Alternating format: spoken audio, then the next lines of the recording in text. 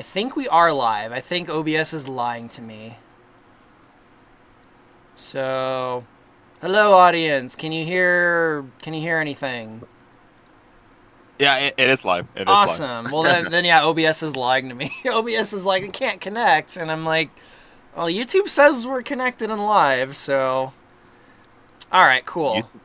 the YouTube streaming in general is kind of jank. Yep. There we go. I got the announcement on my phone, so now we're definitely live. All right, cool. All right, can you guys hear both of us? Okay, you can definitely hear one of us. All right, yeah, we already got quite a few people in. Awesome. I'll just wait like a minute or two for people to filter in. And also to hear confirmation if they can even hear us. All right, Red Leader says that they can hear both of us, so awesome. I'm probably going to jinx it, but I've thankfully not really had any boomer tech issues with streaming for quite a while now. I've done 4 or 5 streams in the last year with Estelle and Gafford, and I did one just by myself like a week or two ago, and we haven't had any disconnects. Oh, I actually take that back. We did have technical problems on one stream with Estelle. We couldn't get it to connect to YouTube, but other than that, little hiccup. No tech issues for a long time, so I might have finally lost the boomer The Neffy. curse. Yeah, the boomer Neffy curse. I might have finally lost it, or just my internet provider is actually doing their job for once. But And that anyway, helped. yeah. My internet in general, because at the several years ago when we do these live streams, I'd always have the problems. Even when I wasn't live streaming, even when we weren't live streaming, my internet would just go out like every day, every now and again. And it hasn't been doing that for at least a year and a half now. Basically, since the last time you and I streamed. Yeah. So I think just my internet provider got better or something. I don't know.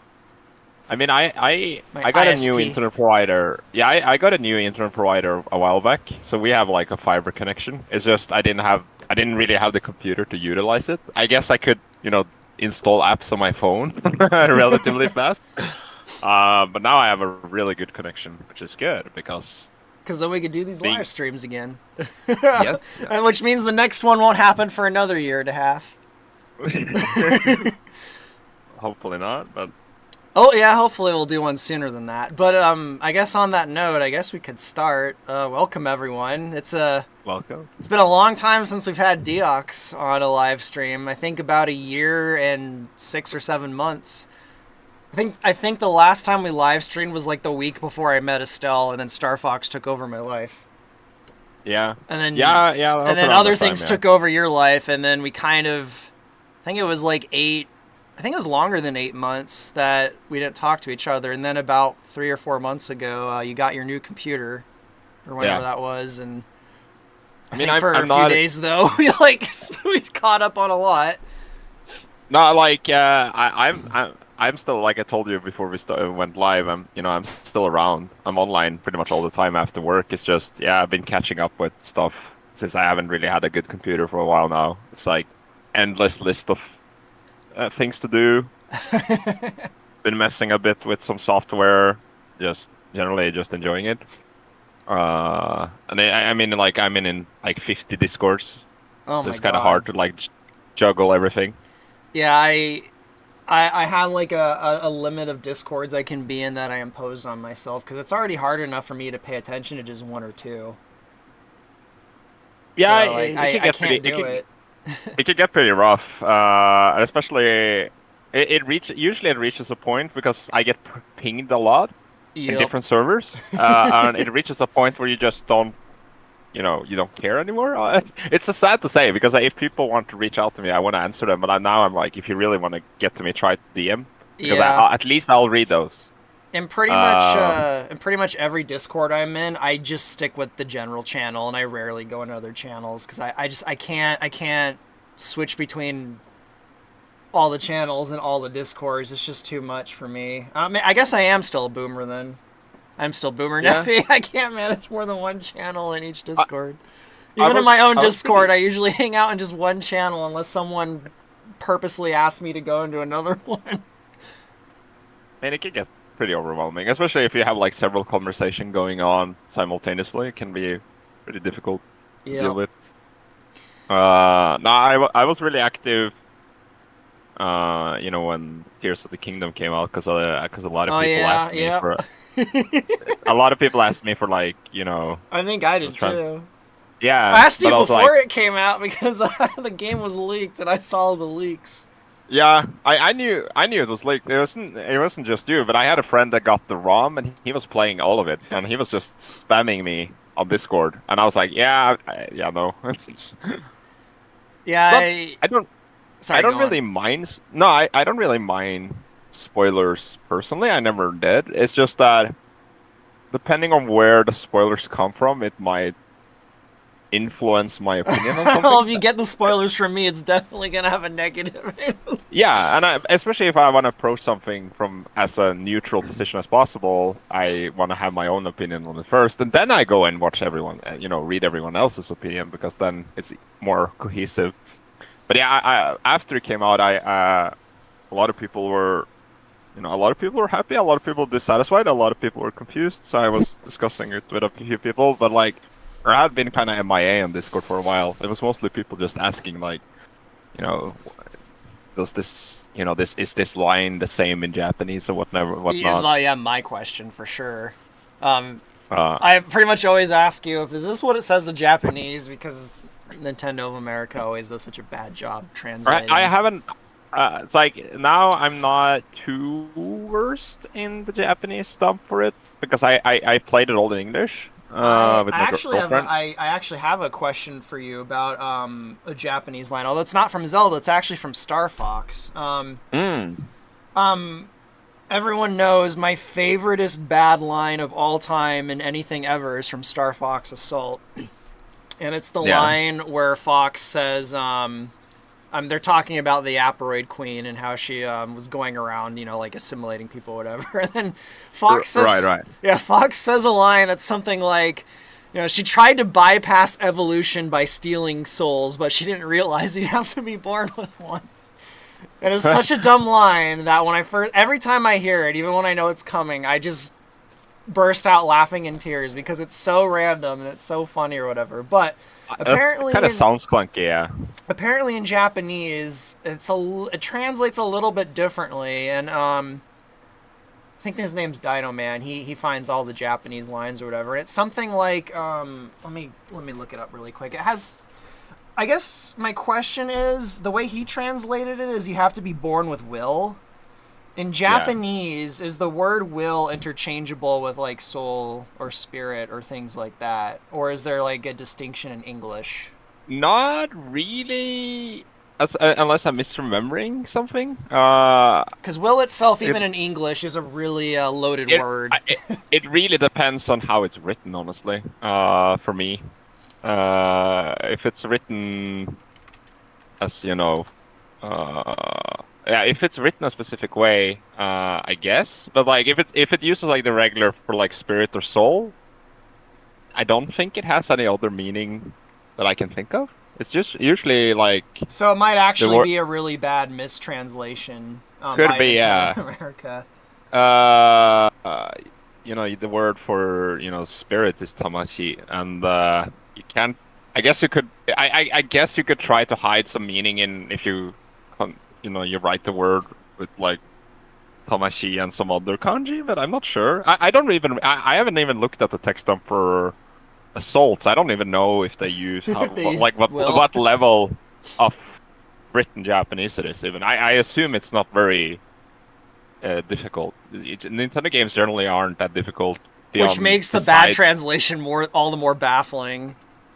Yeah, Yeah. I mean, Japanese even like it's simple. It's kind of difficult to translate. I'm really bad at it. So when people ask me, like, I can You give do a you better job than Nintendo of America. I can give you like, yeah, but they have to like not just tell the people, okay, this is what they like, this is not what they like. This is what they're trying to say, because it's translating directly and still carry the essence of the meaning in Japanese can be very difficult. I think it's difficult. Yeah. So like, I can explain like what it means and depending on the context, but it's kind of hard for me to make like I guess a good translated sentence, if that makes sense. Yeah, It's a very difficult language to like make sense of, and usually when I read Japanese, I don't think in English either. that's good. Uh, yeah. So I'm not translating it in my head either, so it's kind of difficult to communicate, to like really, because sometimes you can't even translate it properly, right? You have Yeah, to well, find that goes something. both ways too. There's a lot of English that doesn't really translate well into other languages, but I guess the reason I asked is because when he's going on about how what they meant, what it says in Japanese has more to do with a person's will than their like spirit or soul, and I was thinking about it, and I'm like, even in English, I can see how those two different words might be connected. So my gut feeling was in Japanese, there's a connection between the idea of like having a will and like having something like a soul or having spirit. I mean, if So, you, which in that case would be an okay translation, into English, but it's sounding like it's just yet another botched English translation. I mean, if you have, we don't need to do it live though, but like if you can, you can send me the text dump or that specific. Yeah, I'll ask Uh, him for the specific line. I'll just send it to you privately later, I guess. yeah, and then I can see if I can make sense of it. But like, I guess, yeah, I would have to see what word I use to kind of get a. He might be in the audience. If he does, then he'll say something, or he'll post it in my Discord what the actual word is. But yeah. Anyway, that was a bit of a tangent, but that's what we do here. So I guess I don't know. You'd brought up Tears of the Kingdom. Maybe we should just start with that as the topic, or Yeah, should I I just guess. not even talk about the game? No, I went. So what I was going to say regarding it, I haven't really looked too much at the Japanese text for it, which is different to Breath of the Wild, where I did play it in English, but I also played it in Japanese. Mostly just I couldn't be asked really to play it again. Like I talked to you about it with you before. I kind of did enjoy my playthrough, but it's like it's not the game I want to play again, at least anytime soon whatsoever, right? You're not Uh, the first person who said that. There's several. Actually, there's a really interesting phenomenon that's happened around this game lately.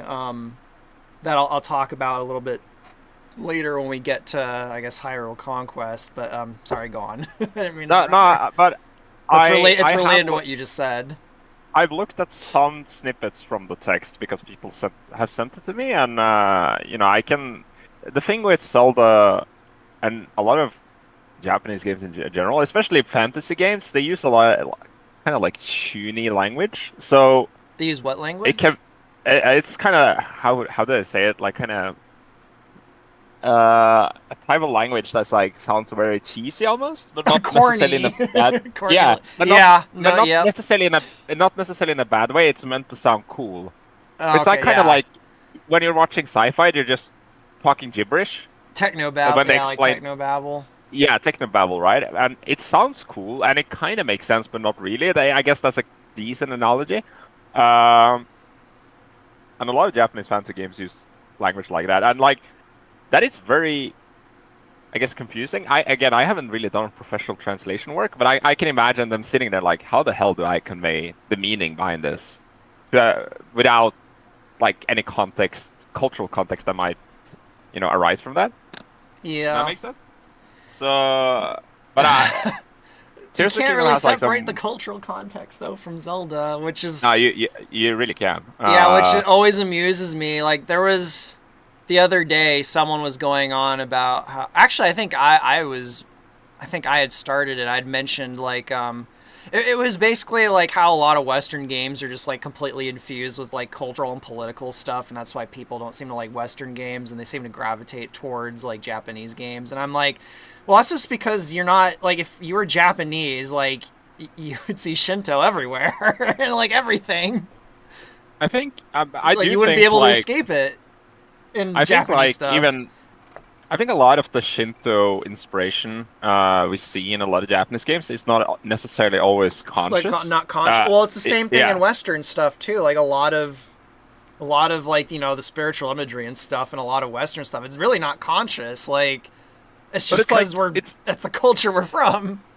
it's like remember when I pulled up that blurb from about Yamato that was like a one to Yep. one, like The yeah, one to right? one, Link fighting Ganon. Yeah, Yeah, I use that all the and time now. I use that and like exact paragraph. I don't necessarily think like Nintendo went out and like okay this we're just gonna rip off this story. I think it's more like when if you sit down and you write a hero's journey story and you're unconsciously putting like you're unconsciously touching on King Arthur Yeah. stories or Siegfried and stuff like that. No, I agree. Uh, Like, it makes sense. Like, I mean, it's possible that they very intentionally were like, this is going to be our version of that particular legend. But I do agree that it's probably just the influence of those legends on the culture. Like, the reason I agree. I like to bring up that stuff in terms of like in regards to Zelda is because I see this overly Western interpretation of the series, and I think I Yeah. like to poke fun at that because I think it's silly, Yeah, personally. I just watched a video, I think it was yesterday or the day before, where someone was saying like Breath of the Wild is the first Zelda game that is entirely Eastern influence and abandons the Western influence. I'm like, no. No, No.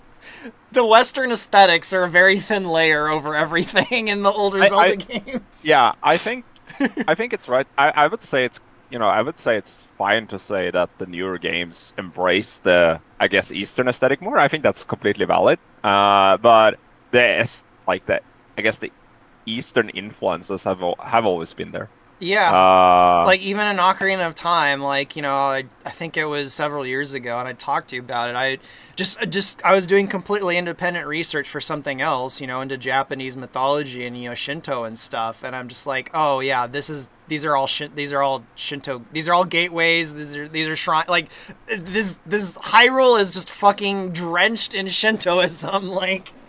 It yeah. became really obvious, and it's like, okay, yeah, the three goddesses, yeah, it's like it's very much definitely like the whole Zelda used to be a Western thing. It's like no, that's just like a thin aesthetic layer that's kind of like put on top of it.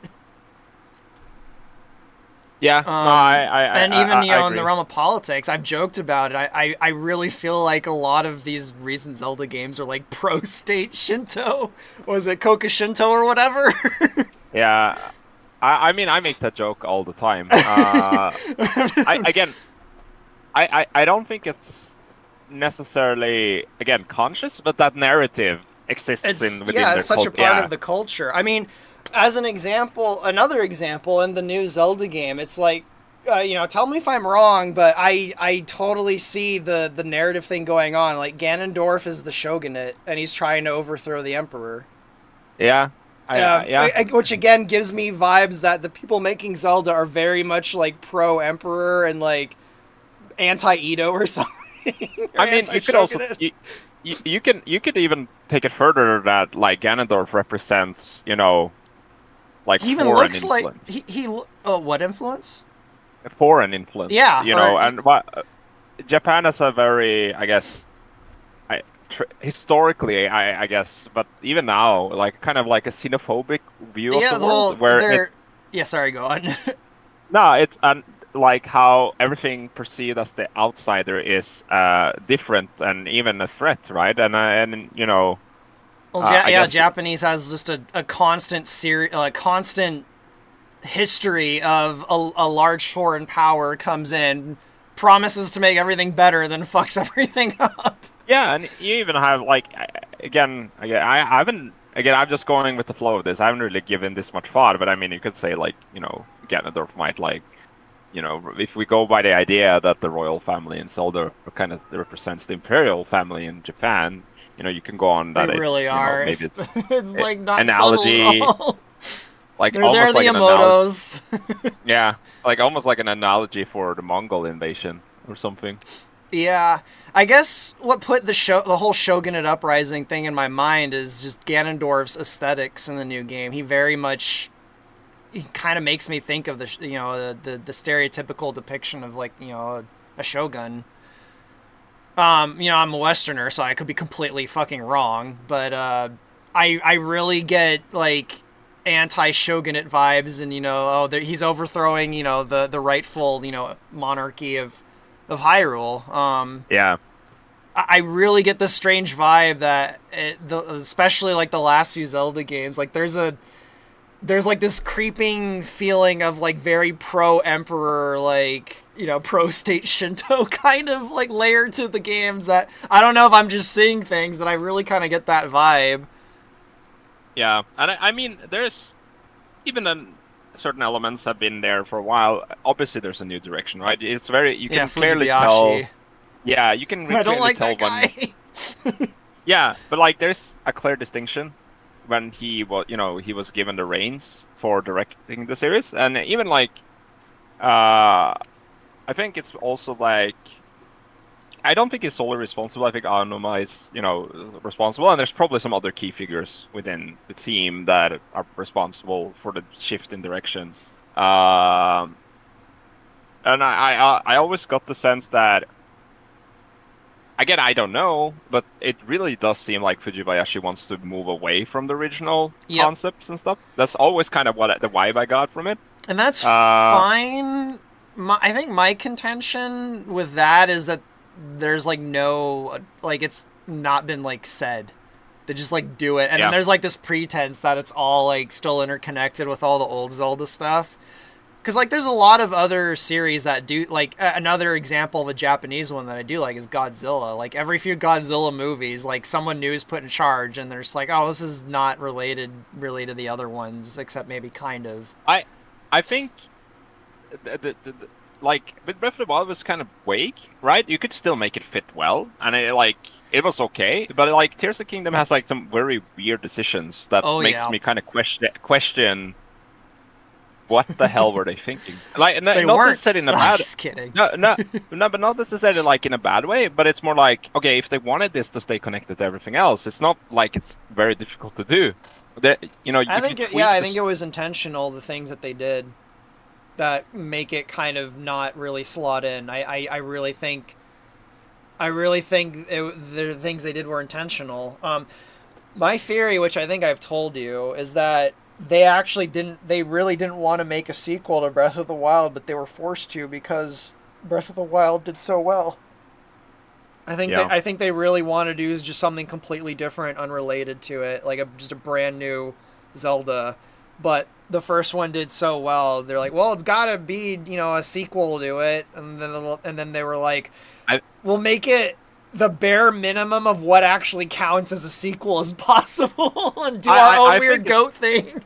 I think it's also just not like a success issue, but it's also because they poured tremendous amount of hours into the engine, right? And they probably want to try, they want to capitalize on as much as possible on that work. Because, I mean, they could still use the same engine on like a Zelda game that has no connection to Breath of the Wild. I mean, they did that for 15 years after Ocarina of Time.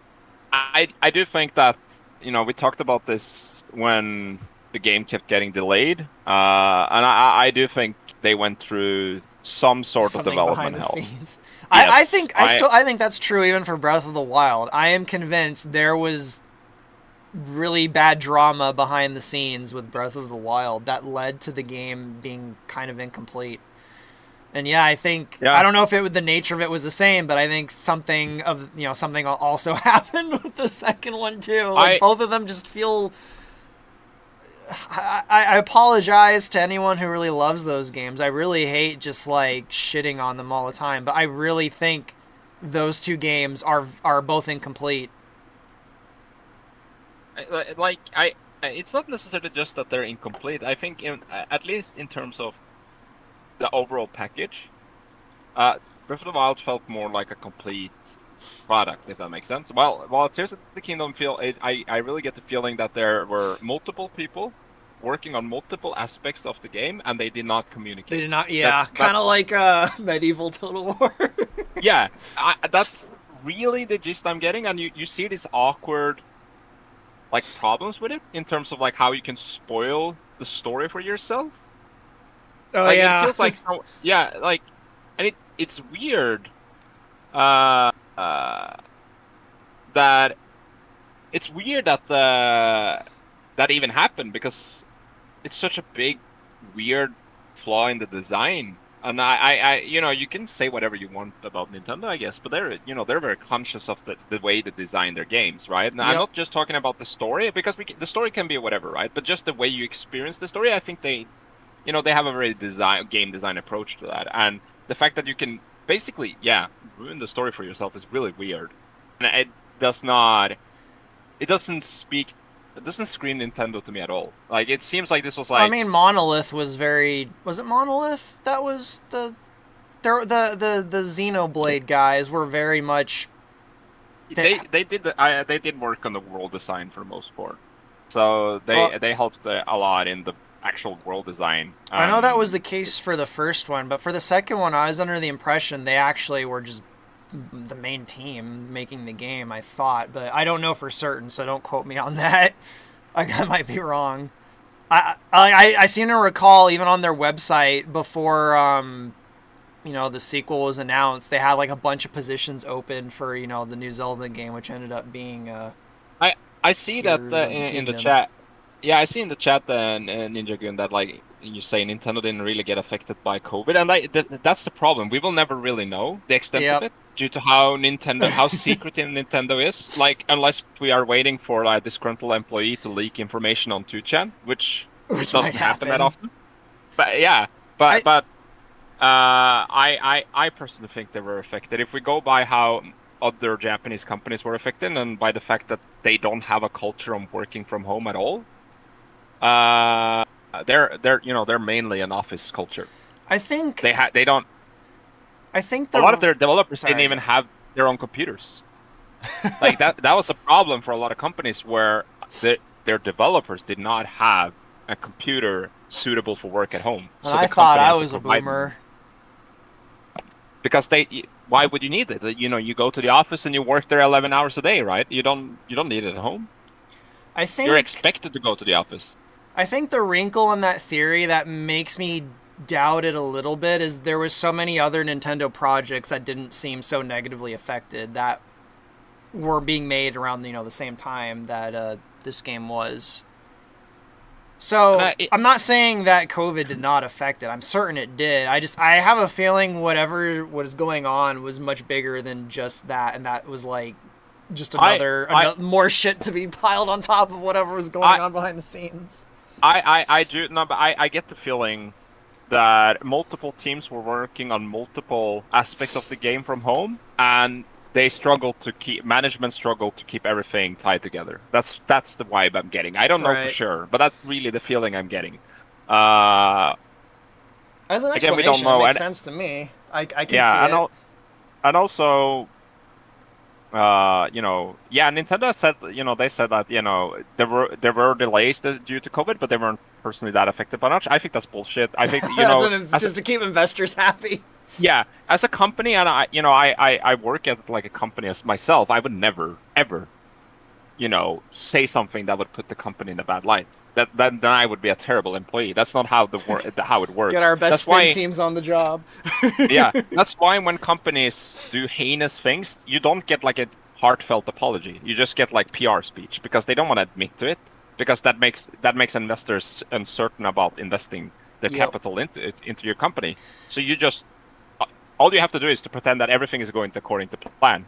And as long as you're getting results that kind of support that, you're in the clear. Well, Obviously, they shit got the hits the results fan. that support it. The new game made a shit zillion dollars, and their investors are probably very happy. And now we're gonna get a third and a fourth, and another prequel, and a movie, and a cartoon. And they should really just rebrand it to Breath of the Wild instead of Zelda. So Yeah, I also do. I agree with, Ninja Goon in the chat as well. That I think a big reason also why development took so long is not necessarily just with COVID and poor management, but also the fusion mechanic, which is probably, I mean, from a technical standpoint, it's pretty great. Like just from a technical standpoint, uh, how it works. Like again, I'm not a professional game developer or anything, but like even I can tell that that's gotta take a lot of work to put in there. I don't think it was worth it at all. There was this great mechanic. They put tons of work in. I don't think it was worth it. No, I don't think it was worth it because It just reminds me. This is gonna sound really nerdy. Are you familiar with Red Dwarf? yeah. You know the second to last episode, which I was watching just the other day, and Rimmer goes to the alternate universe where he finally has everything he wants. He's like married, he's an officer, but Lister's captain of the ship, and Lister's like, you have everything you want. You finally did all this. He's like, yeah, but you being captain, it's just not worth it. that just made me think of that when you said that. It's not worth it. Yeah, but, I mean, in a sense, the thing is like I played around with the mechanic and I thought it was fun when playing around with it, but I always saw it like, is this the reason why X is missing, right? I don't know for sure, and again, we will never know how much development time went into that mechanic, but I wouldn't be surprised if that mechanic itself was implemented at the expense of other things that I personally would have wanted more, right? Yeah. And in that regard, I don't think it was worth it at all. I agree would, with you. I don't think it was worth it, but I would rather have a limited Ultra Hand, more limited Ultra Hand, and have 2 more dungeons, right? Any day of the week. Any day of the week, I would take that trade. I would rather have a limited Ultra Hand and a more cohesive level design any day. But that's what I personally think. Yeah, which that makes that I guess that begs the question then, like, regardless of what you personally want or what I personally want, what they did made them tons of money, and are the Zelda fans all happy with it? And it seems like they are. The mechanic is like perfect for the mechanic is like perfect for this short format video generation we're currently in, right? Because it can engage the audience with like entertaining content without much effort, in the sense that the community kind of does the advertisement, a huge chunk of the advertisement or marketing for you, right? So because once again, your thesis that normies ruin everything is true. Yes, that's like you have this, trending clips of all the crazy stuff people build in the game, and people love it and they laugh, and it generates a ton of engagement, and then it creates a feedback loop because it gets shared around, right? So it's like the perfect mechanic for the current landscape in gaming we're in. I personally don't. I personally don't, like that stuff. Yeah, I don't really engage. Like, I like funny videos, but I'm very much not. I don't buy a video game to just get tons of memes out of it. Like, memes to me are something that organically comes from anything, regardless, outside of the intention of. Like, there's plenty of, a lot of memes come from things that were not made to create memes. Like, in a way, that kind of ruins it, actually, if you're intentionally trying to make one.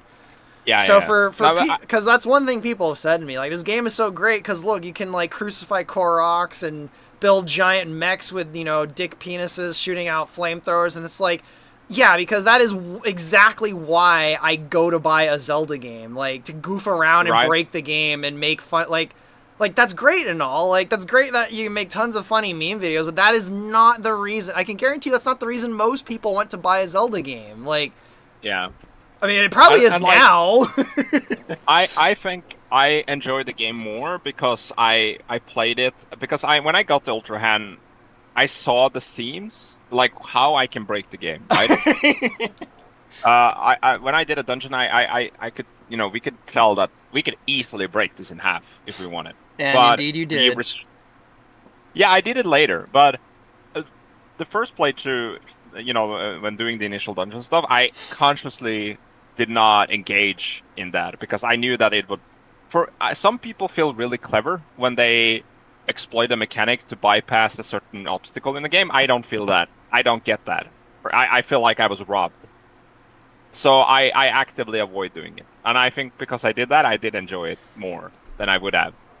I don't think it's fun. Like, I don't think it's fun to take a flat object, flip it in the air, and then use, the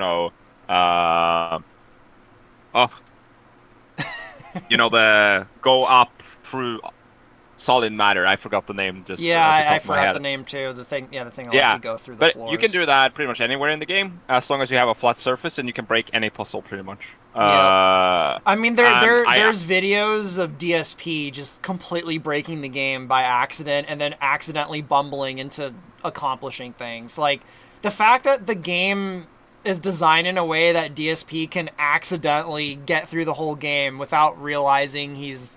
You know what I'm saying? Like, it's just, I don't know, but it's not my type of game at all. Ascend, yeah, that was it. Yeah, Ascend. Yeah.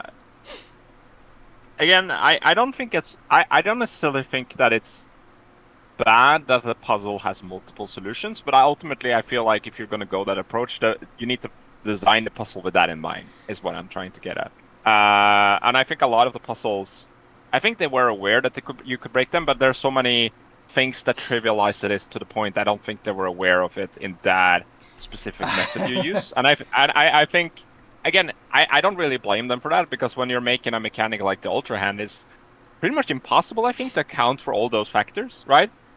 I don't. Yeah. Well, and also, like, So, again, everyone seems to like it, so, like, what does it really matter in the end, I guess? yeah, I guess. Ultimately, I think I still stand by what I told you initially when I had my first thought, is that I kind of wish I played this one before the first one, because ultimately I think it did a better job at a lot of things. But we don't live in that universe, so. Personally, I'd rather just not know either of them existed, and just, and then I could just be like, yeah, Skyward Sword, you know, that was kind of the crappy one, and just be blissfully, you know, just in a, you know, a different universe where I don't even know those two new games exist. But unfortunately, I live in the universe where I now have, you know, the deep lore of the Hylian royal family getting rammed by goats, you know. Unfortunately, I live in that universe, and I now have to live in a timeline where Zelda's descended from sky demon goat dragon monsters. I think there was a Discord the other day where I posted a video. It was a video about Twilight Princess. I think it was called something like Twilight Princess has everything that modern Zelda games don't have. It was some title like that. And then some guy was being snarky, and he was just like, yeah, the new Zelda games, they don't have 3 hours of, you know, boring chores to do at the start. And I'm like, well, I don't have crippling ADHD, so it's not a problem for me. And then someone else was basically going on about like the goat herding being boring, and I'm like, I'd rather herd goats than have the knowledge that, you know, the royal family was, you know, screwing giant goat monsters. But again, that ties back to, you know, the idea that not all gameplay needs to be fun. And I know that's a hot take, but no, I know I can't I want to tell people that, but I already know that it's just they're gonna be like, no, that's wrong. Like, the only purpose for video games is 100% fun all the time. It depends on what kind of view you have in video games. Like, if you consider video games as a toy, where its primary function is to entertain you as much as possible, then sure, yeah. But I personally don't see a problem with a game having unfun segments at all if it enhances the overall experience, because I see games as an interactive art medium. I guess it kind of depends on how you look at it. But I can tell, you know, I understand where people are coming from, but it's like, I don't have a problem with it. If the game frustrates me in a way that kind of, you know, again, enhances the experience, then sure, it's fine. Yeah, I would say, maybe this just makes me a boomer, but if I were to say there was one thing that most video games through all of history have in common, as far as like a goal as to what they're supposed to do, they're supposed to present you challenges that you need to get through. Yeah. I would say that even more so than fun. Like, arcade games were completely designed to make you want to, you know, keep giving quarters because they were hard. And I'm not saying like extreme difficulty was the goal. It's more like the game presents you, even, you know, like simple games that don't have like, you know, combat, like Roller Coaster Tycoon. Like, Roller Coaster Tycoon's fun, but the thing in the game is there's a challenge. You need to complete a series of objectives that present you obstacles you have to overcome. Like, to me, that's the thing that unites, like, the intent of a lot of games is there's something challenging about them. I don't think it's fun. I kind of see it like as an analogy to real life. Like, not everything you do in real life is fun. Most of it is actually frustrating. But like when you get through the frustrating parts, the good parts feel amazing, and that's kind of how I see Yeah, I games was as gonna well. say, like, it's I guess the high of overcoming a challenge is more valuable than just being, entertained constantly every second of a game, like That's goofing actually off. that's a point I see a lot in regards to that. Is that like, oh, it's not hard, it's just time consuming, and I never understood that argument because dedicating time for something is hard, right? Yeah, That is so like if something takes a lot of time, sure, the mechanical like the game doesn't ask you to be mechanically proficient in it necessarily, but the fact that you're spending time accomplishing something is in of itself hard. And if you quit midway, that means that it was you personally didn't want to invest enough time into it. I actually like it when games drag on if it fits the story or the narrative they're trying to portray because especially when you're at the end of the game, it feels great, right? yeah. I But again, guess it just depends on the game, really. I think I see time consuming segments. I see that as a challenge because it tests my patience and it tests my will to go through it. And sure, if you go through something that takes a lot of time and then you get to the end and it's a pile of shit, sure, it feels bad, but that's not necessarily the time sink that's at fault. That's the reward. Yep. A good reward can justify wasting time. It's a matter of is the reward worth it? And if it's not worth it, it's not necessarily, yeah, again, the time sinks, that's his fault. Yeah, And and I think a lot of people see that in games now. It's like, okay, you have to grind this and this, and you get like a cosmetic for it that doesn't really matter, right? yep.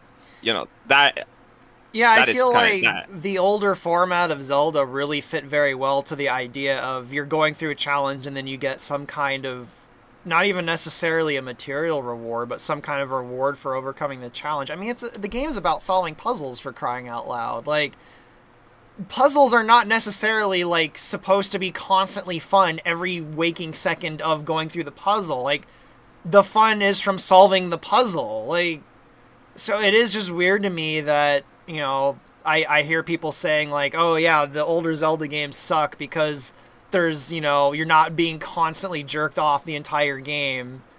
And it's just Yeah. like, I don't know what to tell you, dude. Like, I don't know, man. But we've already established that I live on a completely different planet than most Zelda fans, so Yeah, you do. I can't relate. I just can't. I mean, I think like I don't know, the Zelda fan base in general is kind of weird. It's I think very it's weird. I do think it's a bit due to how, first of all, how old the franchise is and how many generations it spans, right? Yep. And also the fact that it doesn't have really a coherent core because people can't seem to agree what the Zelda game is. Yeah, well, Because every time, yeah, it's changed and too much over the years. yeah, and like, Interestingly, for example, though, sorry, go on. no, I just a quick like, for example, when you hear this phrase all the time, like, oh, this it's not a bad game, but it's a bad Zelda game. And I Yeah, always ask, like, yeah, but what is a Zelda game? And then they're like, oh, it's like this. And then, I can bring up two other games in the same franchise that break away from that. yep, It's just, Zelda has like, I think Zelda has a certain core to it. It's just that it's so abstract that it's kind of hard to define. Like, okay, what is Zelda? For me, Zelda like is a feeling. It's not a mechanic. It's not really yep, a I art agree. style. It's a feeling, and that is very hard to quantify Yep. when looking at a game. Uh, Honestly, I feel like that's the case for most most things, really. Like, they're not quantifiable at all. Like, but I'm not a materialist, and I feel like the whole world has gone completely insane for wanting to turn everything into quantifiable whatever that you could just measure.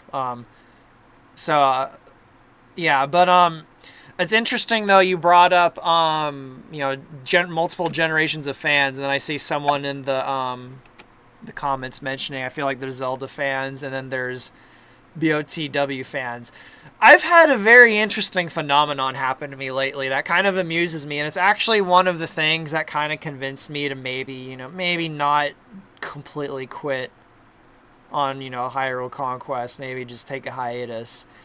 Over the last few weeks, and some of the people I'm about to mention might even be in the audience, so feel free to mention it, but over the last few weeks, I've been getting a weird, like, just not necessarily like a glut, not like a flood, but a noticeably large volume of comments from people saying something like, I've only ever played Breath of the Wild and TOTK, or, I've only ever played TOTK. I just found your stuff and it's really, really cool. And it's better than, the Zelda games I just played. And that's really kind of that's made my eyebrow go up. I think I mentioned that to Codeminter. I mentioned that to someone on the Discord. I'm like, I keep getting these comments from, like, people who've never played, any of the older Zelda games. They've only played, like, the new one or Breath of the Wild. And they're saying they really like my stuff. And I'm like, that's fascinating to me. I guess, that is interesting. I think my take on that would be, there's multiple. So, first of all, due to the massive sales of, Breath of the Wild and TOTK, is that new fans outnumber old fans. Yeah, that's just a given. Like, yeah, the Breath of the, I don't know what the total sales for the new one are, but Breath of the Wild has sold more than double of the next highest Zelda game, which is Twilight Princess. So even if you account for, people sharing games with their children or whatever, a large chunk of that number is just people who've never played Zelda before. Like, unless people are buying, like, 10 copies of the game. And I guess, and there's also the fact that I think a lot of the, volatile sort of, people you get from the old fans is that they have a significant amount of time invested into it, and there's a lot of nostalgia and other, like, feelings, wishy-washy things, right, that make them kind of passionate about what Zelda should be. I mean, I am guilty of that. Yeah. While new fans, I would say newer fans, especially older new fans, they don't really have the same. They don't have the baggage. Yeah, they're aware of Zelda, but they might have never played it, and they might have they're more open to new stuff about it because they don't have an established, like, my top 10 favorite Zelda games yet, right? Because they've only played one or two. Yeah, so they're more open to the idea. Yeah, and I think I thought that was really interesting when that started happening. I do remember, like, as much as Ocarina of Time is praised, again, there was no internet back then at the same extent there is now, so it's kind of hard to quantify. But I do remember, because I was one of those myself, that when Ocarina of Time, was relevant, a lot of people didn't like it because it was not like A Link to the Past. Because that... It kind of is, though. Yeah, but the jump from... Back then, you didn't really quantify it, like, with the game mechanics of it was or the formula. the 3D. Yeah, and a lot of people meme on Egoraptor for that video he made. The sequelitis video. Yep. But those were valid things. I remember being discussed back then. It's like, they slow down the game tremendously. I don't care about this 3D shit. I just want to play a good game. Like, I remember... I think the video you're talking about, I don't think I have ever watched a video where I've both agreed and disagreed with someone so much at the same time. Like, that video that's also the video where he just fucking nukes Skyward Sword, too, which is absolutely amazing. He was, like, the first person to really do that, too. But, like every minute I'm just, like, laughing at what he's saying. Like, yeah, and then he says something and I'm like, are you fucking insane? I can't think of a single video where I flip-flop so much listening to the person talk. I think he's completely wrong. Like, the things he described about Ocarina of Time, like, that's the things that people liked about it. I don't know, man. No, but I sounds like he just has ADHD, honestly. I mean, yeah, I have ADHD, so that might be it. I Yeah. remember as a kid, I was super annoyed with the chest animation. So I thought it always was funny that they mentioned it because I'm like, why can't it just open instantly? It used to open instantly. Why do Yeah, I have to watch this stupid cutscene? the thought never, ever, ever crossed my mind when playing Ocarina of Time. All the times I open chess and, it does the music. Or, like, the thing, that's the point. It's like the build-up, and then it's like, oh, you're going to get something. It's going through the music, and it's slowly building up. Da-da-da-da, there's the thing. I Like, I swear, like, ADHD is fucking up everyone. No, but I do agree though. For a large chunk of the older Zelda games, it's like it is a waiting simulator. Okay, see target, hold up shield, wait for enemy opening, hit, back to shield, wait for enemy opening, hit. Right? It's like, and a lot of the old Zelda games, it had that bang bang bang action, right? And it did cause a schism. No, Like, okay, I see what you're saying. Yeah, as far as a schism, and yeah, I can see. Well, yeah, I do. I actually do know someone in my family actually, who'd mentioned, the first time I met him, he was a cousin of mine. I think this was at Thanksgiving like years ago, and I was wearing a Triforce outfit. He's like, "Oh, you like Zelda?" And I'm like, "Yeah." And he's just like, "What's your favorite one?" And I'm like, I like Ocarina of Time and Twilight Princess, and I don't really like any of the new stuff." And I remember very clearly, he's like, "Yeah, I don't like anything after A Link to the Past." yeah. And he was older than me. I think he was like 10 or 15 years older than me. So yeah, like, I've been I do know there is a demographic of people who are just like, yeah, everything after A Link to the Past just got weird. I mean, I like the newer games, post 2000s or late 90s, but ultimately I'm more of a 2D person. I think they were better. Interesting. I always liked the 2D games more. I don't think I like any of them anymore.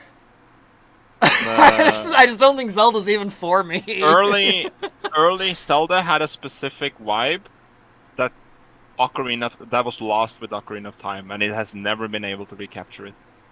I And I'm not sure definitely what kind of agree vibe that it they is. have a very different vibe. I personally feel like the vibe that Ocarina of Time has is superior. It's so strong. Like, I don't even know how to quantify it. I don't know if I can. Oh, No, we talked about it over the last, several months when we're talking about messing with the N64 yeah. for a No, Zelda thing. Like, I do think Ocarina of Time has a very strong atmosphere, and I do, like I've said before, I really do like the atmosphere. It's just I'm fully transparent to the fact that I am probably biased due to nostalgia and everything because I did play the 2D games first, yeah. right? And they do remind me of an era that is not very hard to recapture now. And Yeah, you it's know, the very much like early, the late 80s, early 90s. yeah. Yeah, I'm trying to think of a way to describe it because I'm pretty sure I know the kind of vibe you're talking about. Because it's not It's something just with Zelda. It's like a it's lot of games at that time had. It's like the kitchen so it's sink like the feeling. Yeah, it's like the art style and the colors, and it's just a very, the games themselves were kind of shitty and rudimentary, but like, I want to go back to the era where the games themselves were kind of shitty. no, I think a big reason why I think the fact that they were rudimentary is a good thing because that means your own imagination Yeah, had to no, kind of enhance everything. that is an interesting point. Because that's actually something, talking about A Link to the Past.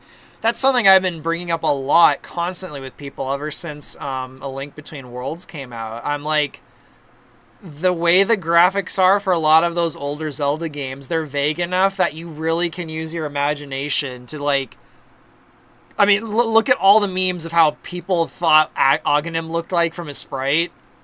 Yeah. Where, like, it's just completely wrong. And I think that definitely is a strength of basically every game from that time period. The way the graphics are, like, they really do encourage you to use your own imagination to kind of interpret what you're looking at. And I do think that's a positive because, but that causes a massive problem when you're trying to actually adapt those older things into something, more more 3D, I guess, where there's less. Well, I mean, I think that's even the case for Ocarina of Time's graphics. Like, the graphics are kind of blocky and vague, and there's a lot of room for Yeah. your imagination. There's a strength to that. But then, you know, you got a problem where you have 10 million people who all see Aghanim completely differently, and then they all want to rip each other's heads off when another person's like, no, that's not where his eyes are. Oh, I just saw so many. Yeah, I saw someone in chat like ripping on Zelda 2. Zelda 2 is one of my favorites, man. Don't do that. Yeah, I love Zelda.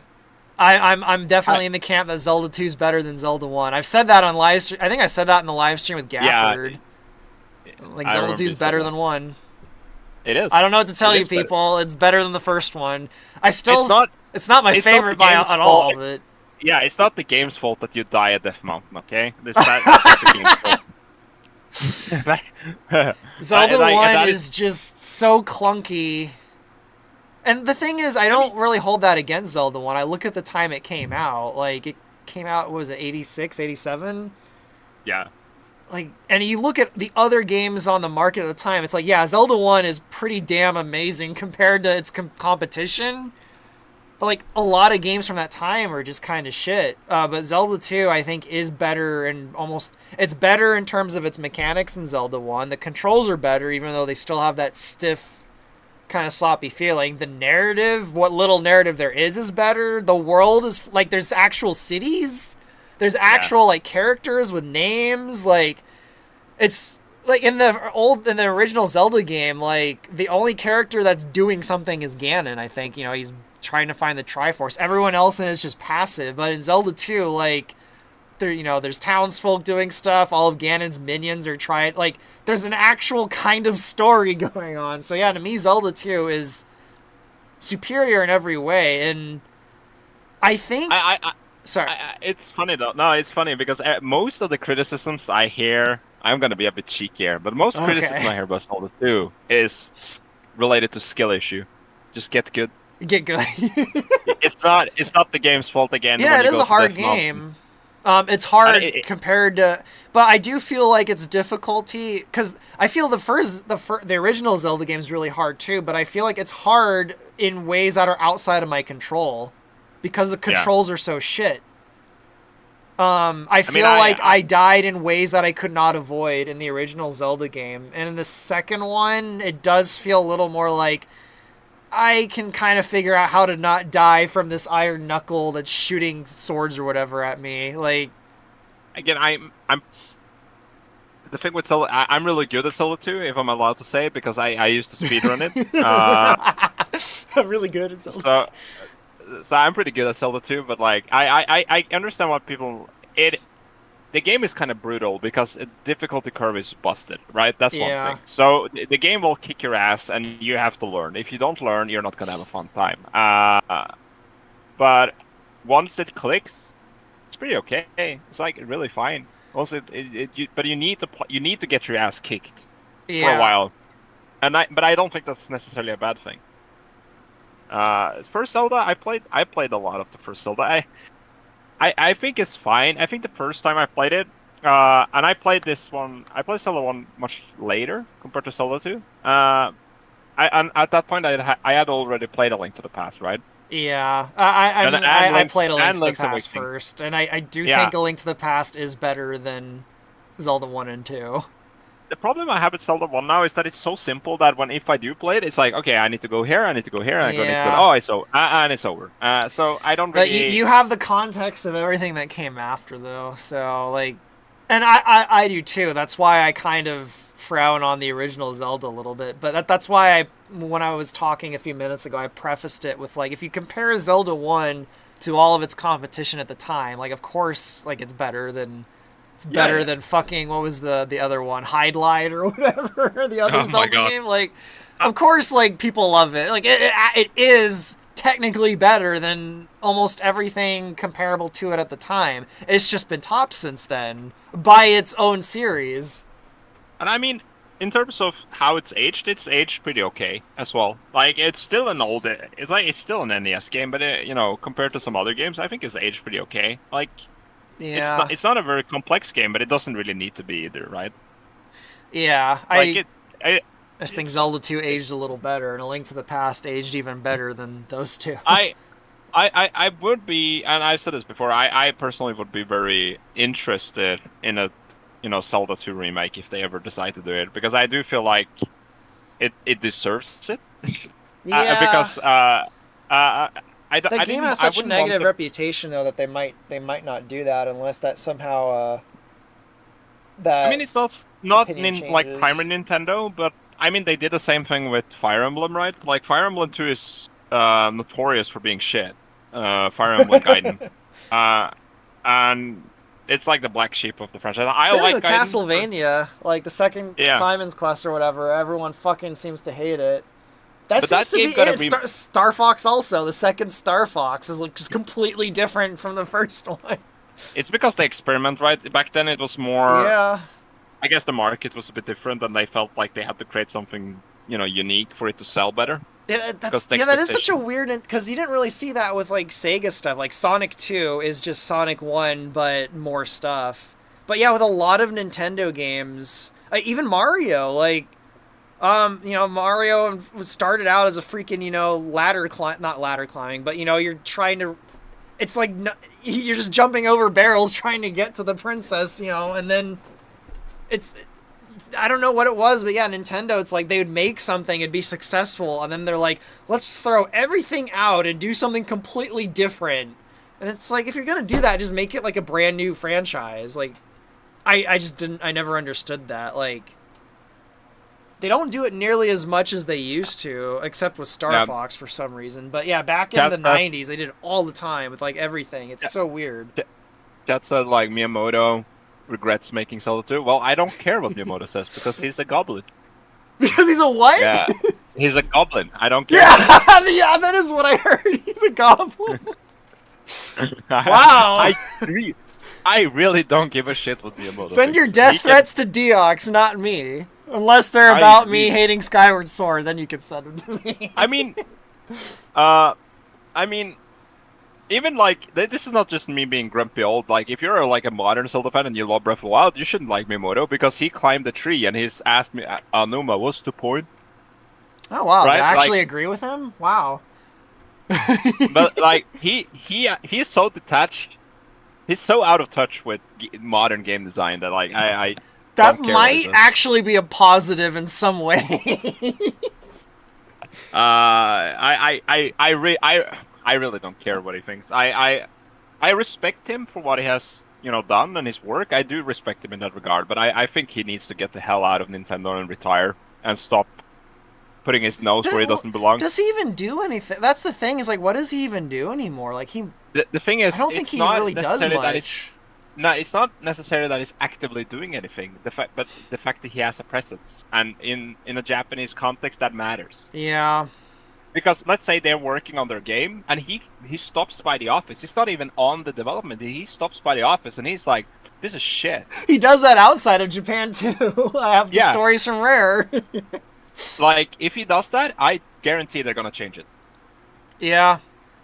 because that's how it is. He has such sway over like what I imagine people want his validation because he is like the daddy of Zelda and Mario. And that's a Oh problem, man, I think. celebrity culture just ugh. I know Uh, I say that after, basically saying, constantly live that I'm Estelle's biggest simp, but celebrity culture, man, it just needs to die. I mean, he's the reason we have Link's crossbow training. Like, Yeah. how can we like this guy, guys? Hello, like, I are we I being think serious?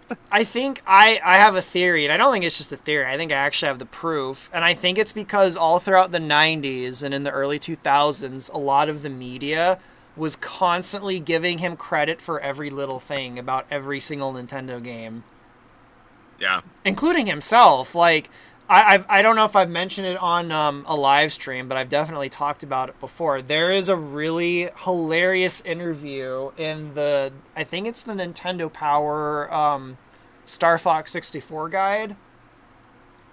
It might be one of the other ones. There's a Star Fox 64 strategy guide that at the end of it has a pretty long interview with Shigeru Miyamoto, and for those that aren't aware, Dylan Cuthbert is more so the guy that made Star Fox. He kind of is really, like, Miyamoto came up with the idea of them, being animals.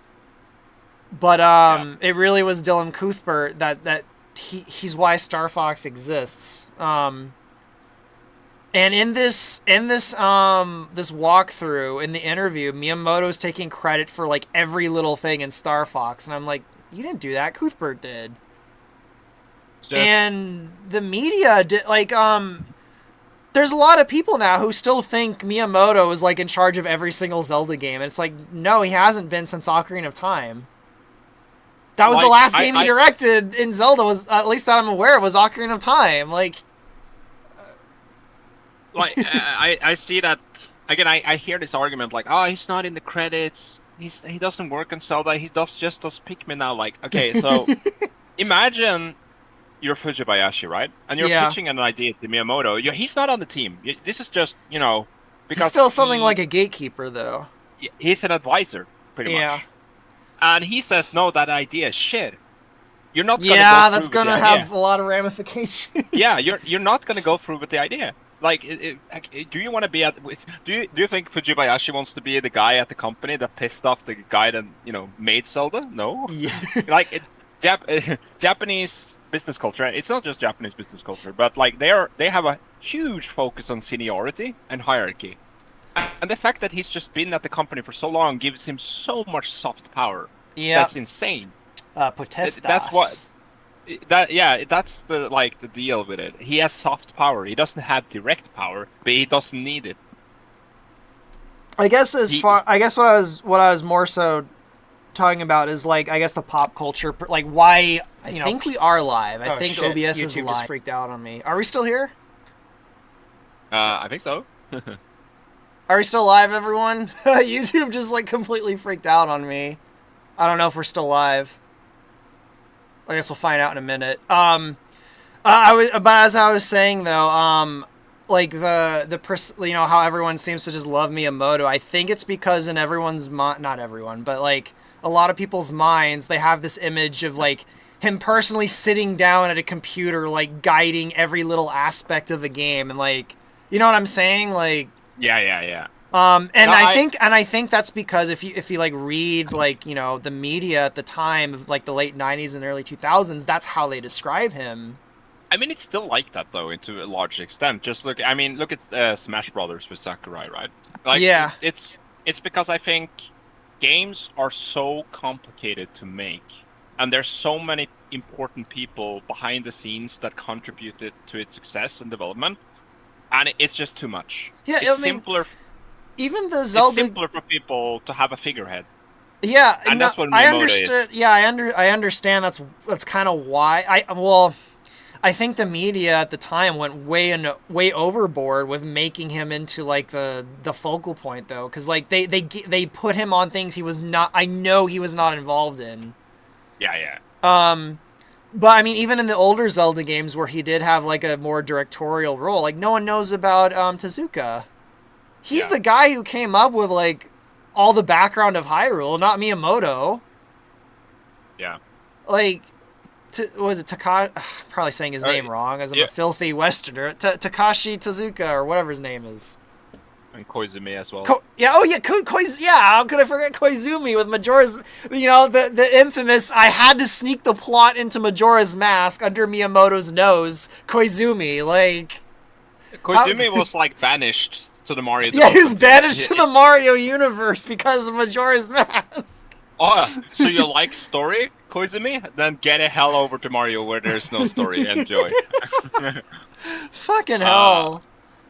Koizumi is huge. I really think, in retrospect, we can really thank him for, especially Majora's Mask, but even Ocarina of Time. Yep. Link's Awakening also.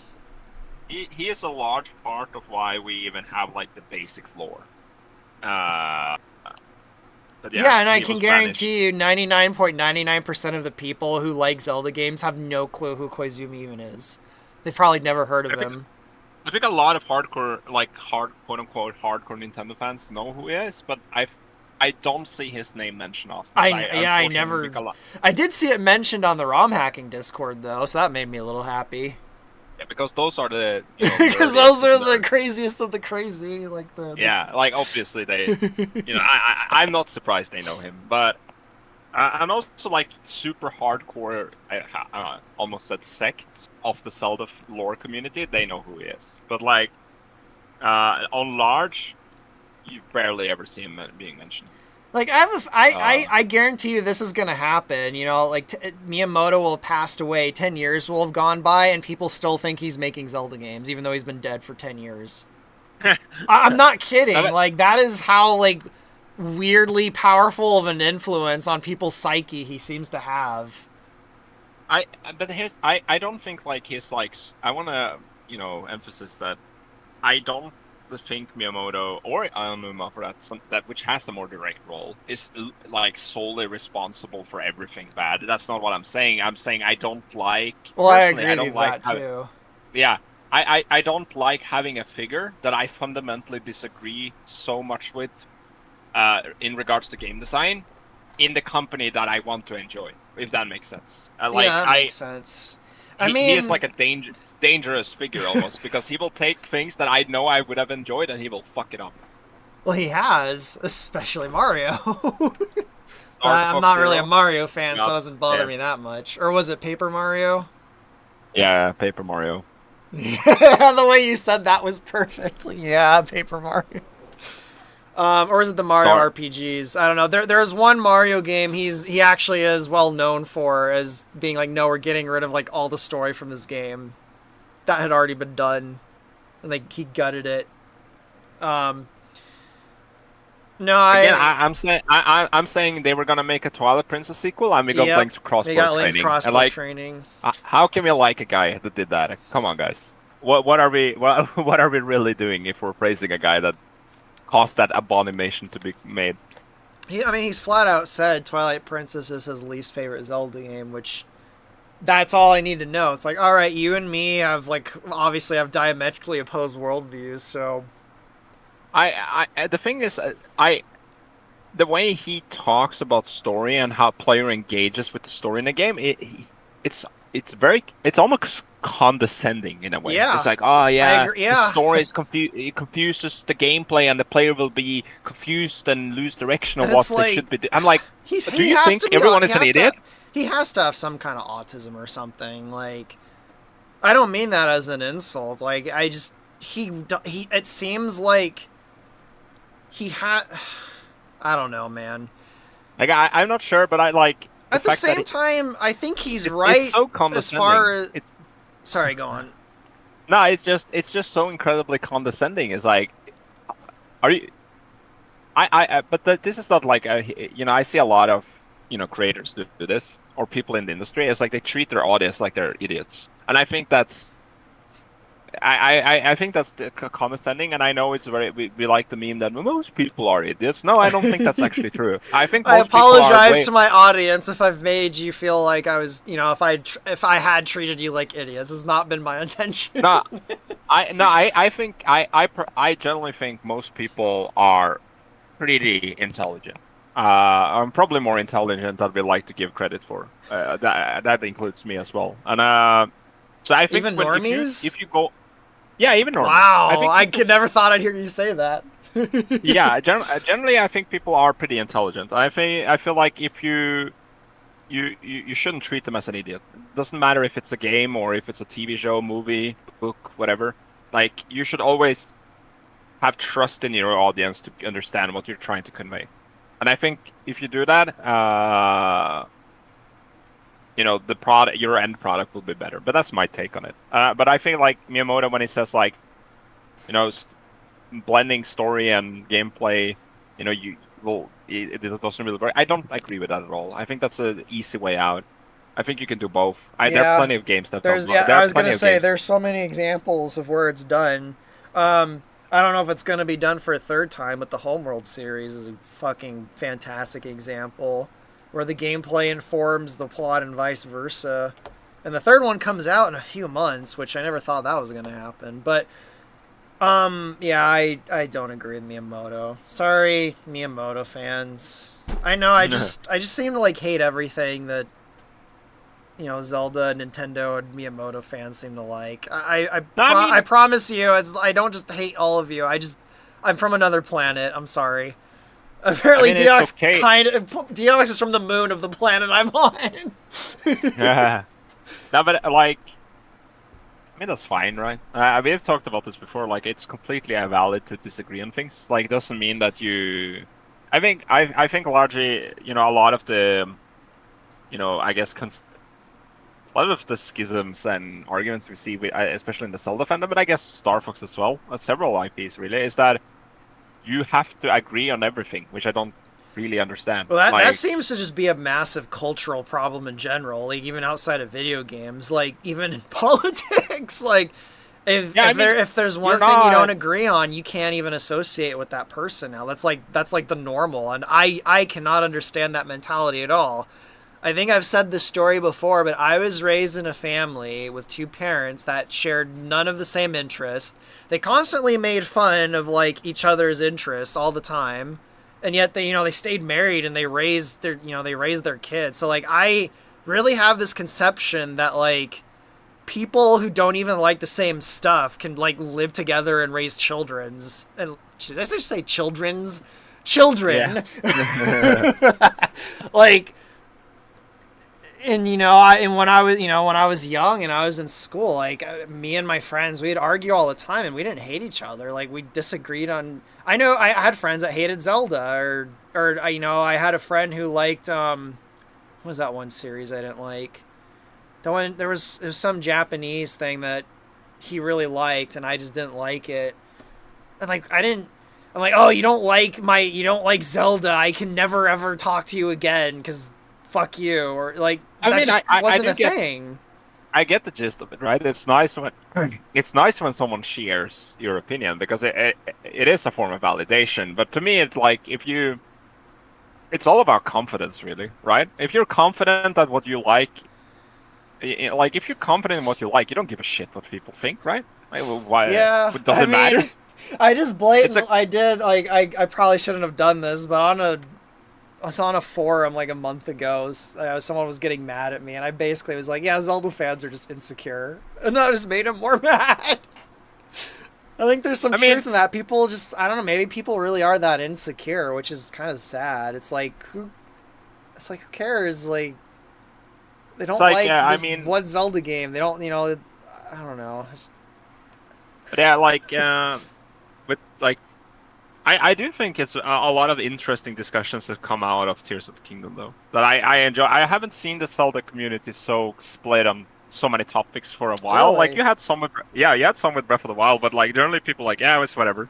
I'm gonna ask you about some because I have completely left like the entire like I am not in any Zelda Discords or any Zelda forums or anything. I just completely left because I'm done with this. I'm done with this series. So.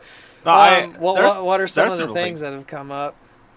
Well, first of all, like it's like that weird disconnect where they could have. Okay, so everyone is like, I don't know where people get this idea where like Zelda has always been like a series where each game doesn't matter. Like the timeline is whatever, right? But it is a chronology, right? Yeah. Pretty much almost every game references a previous game. So It is a chronology. That's a fact. So the idea where people like, oh, it's all one legend, just told differently, is complete whack. I don't even know where people get the idea.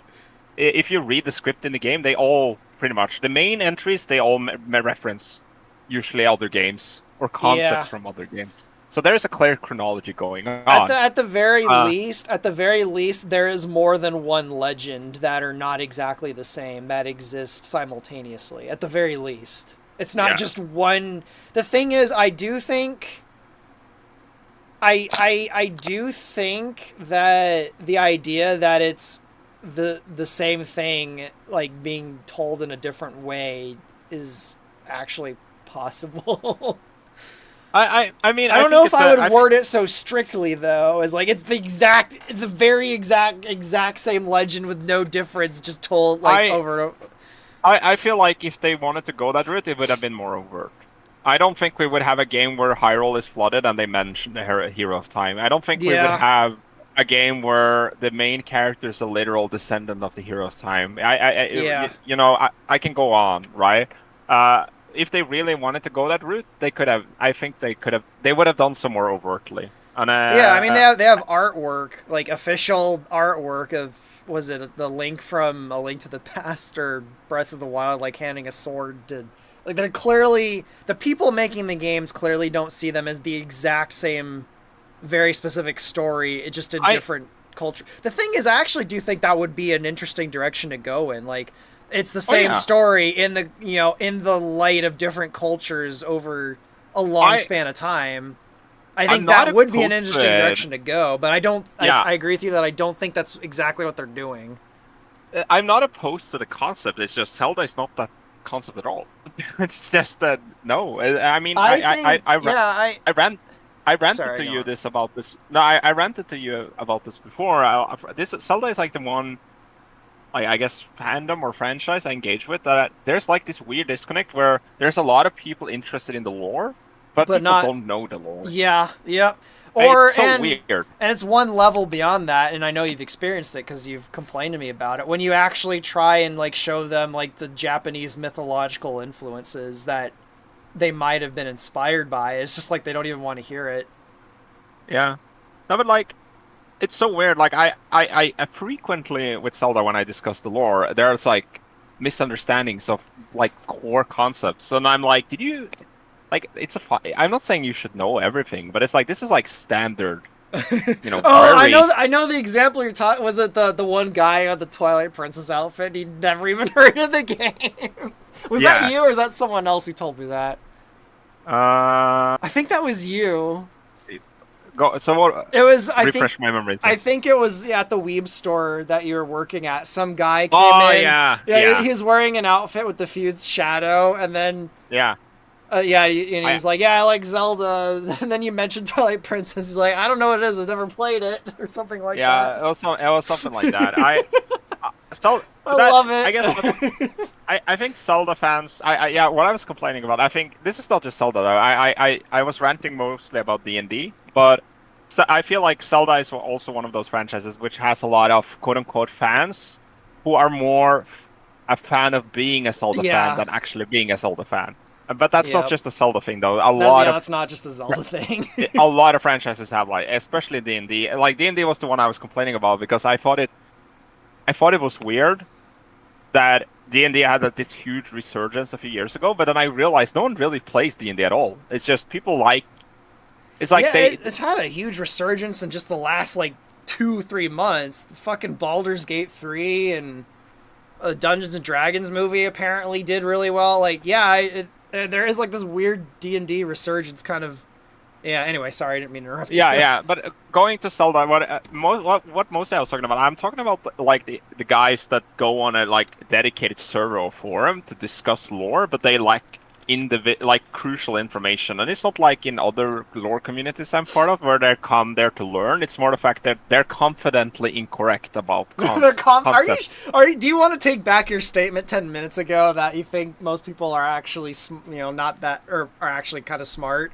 Because that sounds like they're being stupid.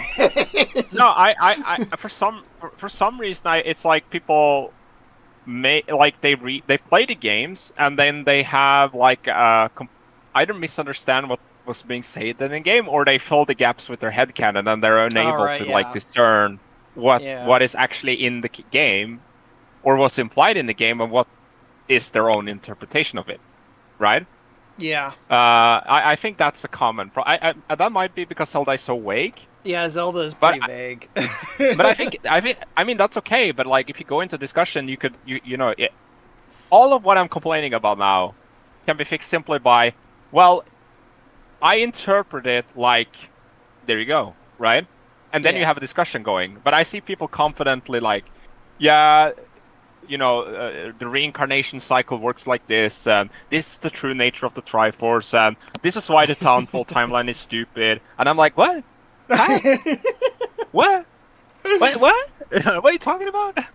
That's hilarious. And like, for example, Tears of the Kingdom has like, where is the game placed in the time? Like, oh, there's like very contentious right now, and I see all I the noticed time. actually. Uh, it's not even difficult. Like, it can take place in two.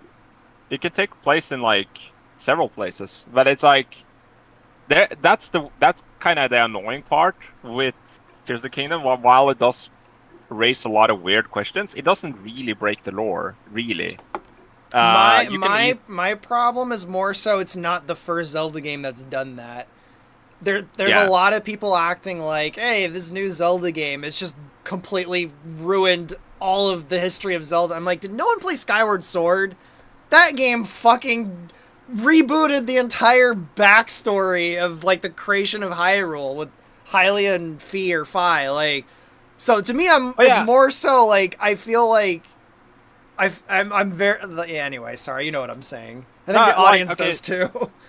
So it was the mention in the chat like the reincarnation has always been like inconsistent. It's true, it's a bit Yeah, wishy-washy, but like I'm talking like fundamental and misunderstandings where people are like, yeah, Zelda reincarnates, and I'm like, no, the game explicitly says that all the Zeldas are it's they're descendants by blood. Link is the one that reincarnates. Like every Zelda is like a different person altogether.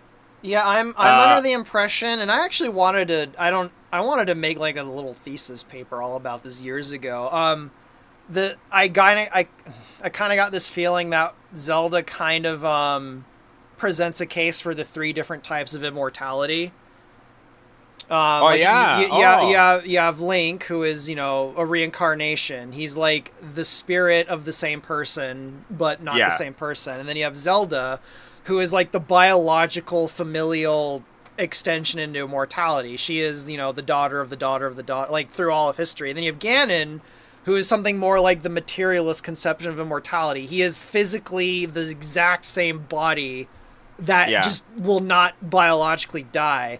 Of course, that's all up in the air now. So, but that was actually like a thing I wanted to bring at people's attention to like years ago because And that's very I was interesting. Yeah, wondering. Yeah, I was, and they're all tied to the Triforce. So I was wondering if like, is this like something kind of intentional they're doing, like the kind of this weird like cycle between the three different forms of immortality or something? But I don't think it was intentional on their part.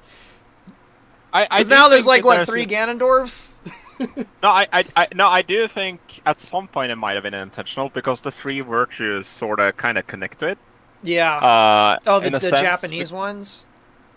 no, like wisdom being passed down through Oh, the yeah. generations, Oh the yeah, power, the power to yeah, not die.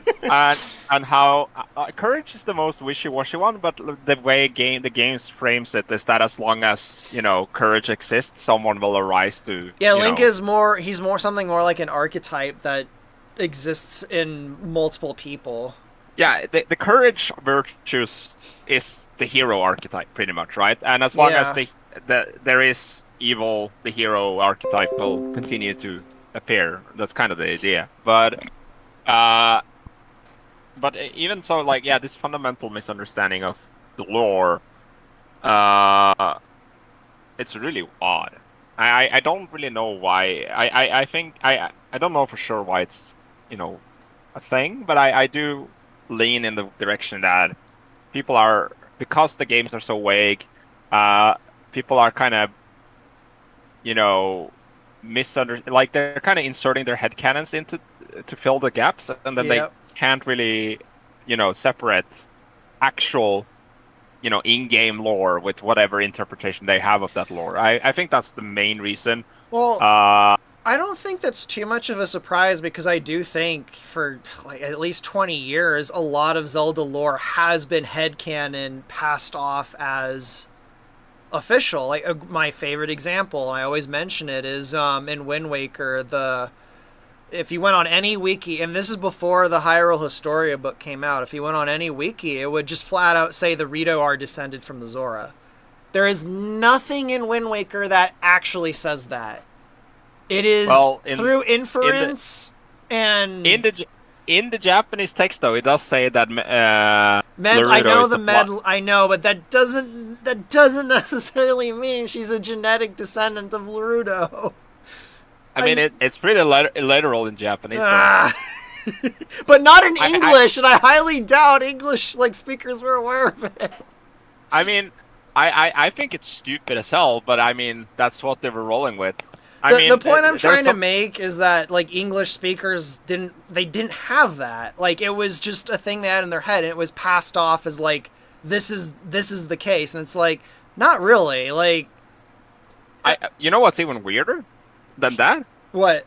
I find it everyone talking about Medley and Larudo, and I'm sitting here like, is no one going to talk about how the game says that Fado is like a blood ancestor of Makar? Like, does that imply that Kokiri had kids? Yeah, that's where I got the notion that Kokiri could actually have blood descendants. Yeah, but no one seems to talk about it. But I think that's way more. That's way yeah, more. That's because you were kind of under the impression in Ocarina of Time, like, well, they're children forever. Like they clearly don't have children. Like what's going on here? So, but to me, that's just an argument that it doesn't mean like an actual genetic descendant. Oh. The same thing with Medley. Since we're talking about Wind Waker, I just remember this was from the Hyrule Conquest Discord years ago, where I remember everyone was like confidently annoyed. They were annoyed that there were no fishing right in the Great Sea. Oh and yeah, and then I told them, yeah, but there is no fish in the Great Sea. Like the game mentions it explicitly.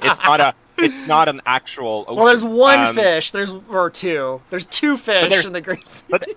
But they're spirits. They're not. Yeah, actual they're fish, spirits. like they animals. are. I know. And they were so.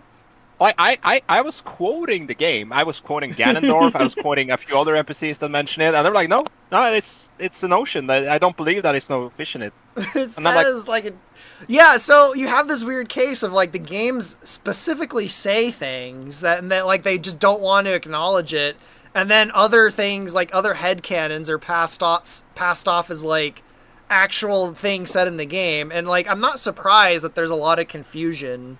Like that was the original topic that this came from, I think. Like the fans just like having like a very bad misunderstanding of Zelda lore. I think this has really been going on for a very long time because so much headcanon theory stuff has been passed off as like actual lore since at least Wind Waker for a very long time.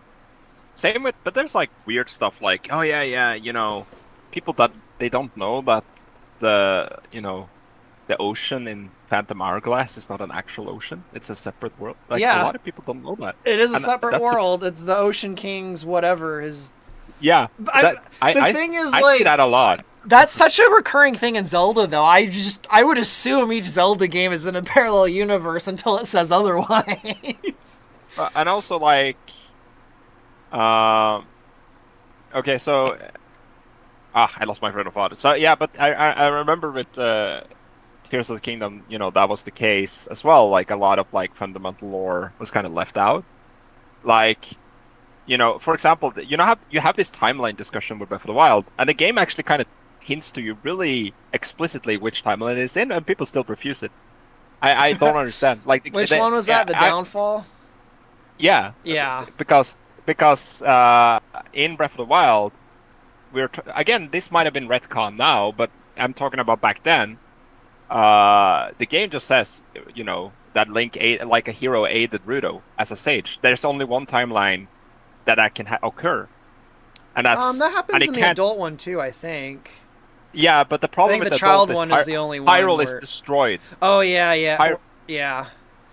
And you could say, oh, it came back, but that goes against. It came back. Like, that goes against Daphne's wish. Yeah. Because in Japanese, he doesn't just say wash this land away. He literally says destroy this land. It's destroyed. Yeah, it's gone. I feel like that was meta. That was directed at Zelda fans. I think they're saying just move on from Ocarina of Time, please. The point is, people argue for the child time, but the point is, you could make a really jumpy argument for the adult timeline, but then again, like, you could just use some what requires the most leaps in logic, right? downfall timeline or adult timeline, but the kingdom, the water disappeared, and then they returned to Hyrule, and the wish didn't really matter, and at some point they found Ganondorf's, petrified corpse, and they took the Master Sword. Like, come on, guys, it's like, it's so, yeah, you have to make so many yeah, leaps in logic for it to make sense that it's like they didn't think that far. I don't think they the did. simplest explanation, if we're gonna invoke Occam's razor, is because it does mention things from all three of the timelines. I think they just didn't care. They were like, this is just so far in the future that it doesn't matter. That's the vibe I get anyway.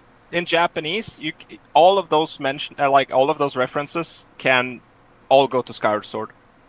Because all of those things happen in Skyward Sword. Yeah, I mean, Fujibayashi also directed Skyward Sword, so makes sense travels. He travels through time. He enters a realm separate, like the Silent Realm, the Silent Realm, yeah, the Siren Silent Realm in Japanese. Yeah. Let's talk about more completely opposite translation in English. And lastly, he sells an ancient sea, a literal ancient sea. Yeah, the Lanayru desert place, whatever. Yeah. So I think it's more likely it's just referring to Skyward Sword, which Skyward Sword. That's amazing. Hey, that just throws fuel on my personal hope that just Skyward Sword and everything after are just a whole different thing. Yeah. Just Fujibayashi's his own headcanon. But just keep him away from Star Fox. I mean, for me, you could talk about the lore, but the timeline largely is about themes, right? And that's pretty consistent throughout all the games. Like you can identify, let's say you don't know about the timeline, right? But you play all the games and you don't look at the timeline. It's pretty easy to figure out what the core theme of a series of games is, right? Yeah. For example, the child timeline has always been with the exception of Majora, but then again, Majora's Mask is a personal story for the hero of time. But the core theme of the child timeline is Link's battle with Ganondorf, right? That's kind of the main theme of it. Adult timeline is about moving away from the past and starting something new, and then you have the downfall timeline, which is just about Hyrule getting fucked over and over. There's all these wonderful themes, and then the last timeline is about Hyrule just getting fucked. I mean, thematically, especially Breath of the Wild, it fits right in there. Yeah. It's also the timeline where Ganon keeps popping up. He dies, comes back, dies, comes back, dies, comes back. I mean, he does that in the other two also. Well, I guess he doesn't die per se, but I mean, in Twilight Princess, he dies and he comes back. But ultimately, it's Four Sword Adventures is a weird game, anyways. Yeah. Oh wait, he doesn't come back. No, he doesn't come back in the Wind Waker one. I mean, it's implied he could. He turns the stone, but he wasn't. He wasn't in Phantom Hourglass or Spirit Tracks. So yeah, I don't even care about the timeline. I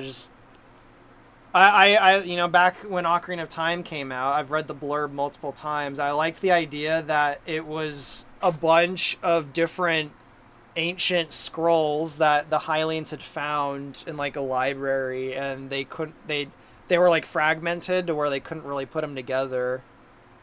Mm. That's what it says in the Ocarina of Time thing made by the devs.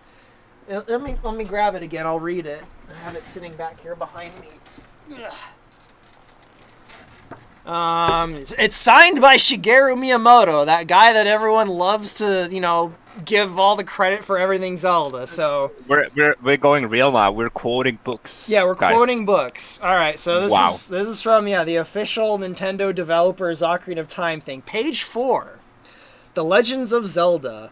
Much of Hylian lore has faded with the passing of years, but one story that still shines bright is The Legend of Zelda. This is no simple tale, but an incredible tapestry woven of many years and many wondrous adventures. One odd thing about the legend is that it doesn't seem to have been written in any chronological order, and scholars still disagree about which events came first. We will therefore recount the legend as it was set down in the ancient scrolls and let you decide for yourself. Hear now the saga of Link and Zelda, the greatest heroes Hyrule has ever known. If they went one step further, they're like, just put it in whatever order you want. I mean, that is still consistent with the historia and what the developers have said, that the timeline is not set in stone. It's the best interpretation that it exists, but it can change. Like they've already kind of cleared themselves on that, so it's still consistent with it. Yeah, so back in The timeline was never meant. was this Yeah, 98, 97 when they made this book that, they sold at the same time as Ocarina of Time. If, unless they're lying, and I don't think they were, if I'm going what Miyamoto and the dev team themselves put here, they didn't really believe, or they were not intending to make some kind of like chronological timeline. They flat out say like, oh, it's just in whatever order you feel like it fits in, which, I if I was in charge of Zelda, I wouldn't do that, but I'm not gonna be like, oh, they can't do that. That's apparently what they wanted to do. So, and I feel like they've never dropped that mentality. Like the games feel really just kind of sloppy and inconsistent because they just do what they feel like doing. I don't like that, yeah. but I'm not gonna necessarily bag on them for doing that. But I think the weird thing with Tears of the Kingdom specifically is that it's so easy for it to like make sense. Like, and I'm not saying like make sense in a wishy-washy way, but actually just make sense. And they didn't go with that, and that created a lot of annoyance in the community. Like the fact that what was it's it? not even no, like it's not even clear. This is actually a thing. It's not even quite clear if Ganondorf in Tears of the Kingdom is related to the Calamity. Oh, the Calamity. Yeah. That's why I said earlier. Isn't there like 3 Ganondorfs now as of the new game?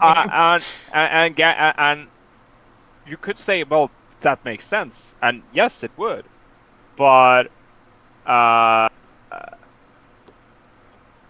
like the creating a champion, Masterworks is called in Japanese, kind of explicitly says that the Calamity is Ocarina of Time Ganondorf, right? And that was a book made by the devs, right? Or is that like a third party thing? Okay, so yeah, it's like the book I have right here for the Ocarina of Time. Okay, so that's fine, and that's fine, right? And then you go to, and we all know who Ocarina of Time Ganondorf is, right? And then you go to Tears of the Kingdom, and then you have a Ganondorf with a completely different backstory. Yeah, it's similar, but it's different. Who's doing something similar to the Ganondorf from Ocarina of Time, pledging his fealty to a king, and then he has ulterior motives. Yeah. Again, the Triforce is not involved and everything, so so now you have a problem. And if we go by the idea of the hierarchy of canon, right, so that the games always trumps the secondary sources, okay, so then we could say the book is not canon. And but then again, then we have we have, if we go by that idea, then the Calamity it's not for certain that it's tied to Ganondorf at all, and this is something the devs have confirmed. That they've said that they kind of left it, a bit up in the air. I know that the Ganondorf like profile kind of alludes to that they're the same person, but there's nothing overly overt that kind of confirms it, which is weird.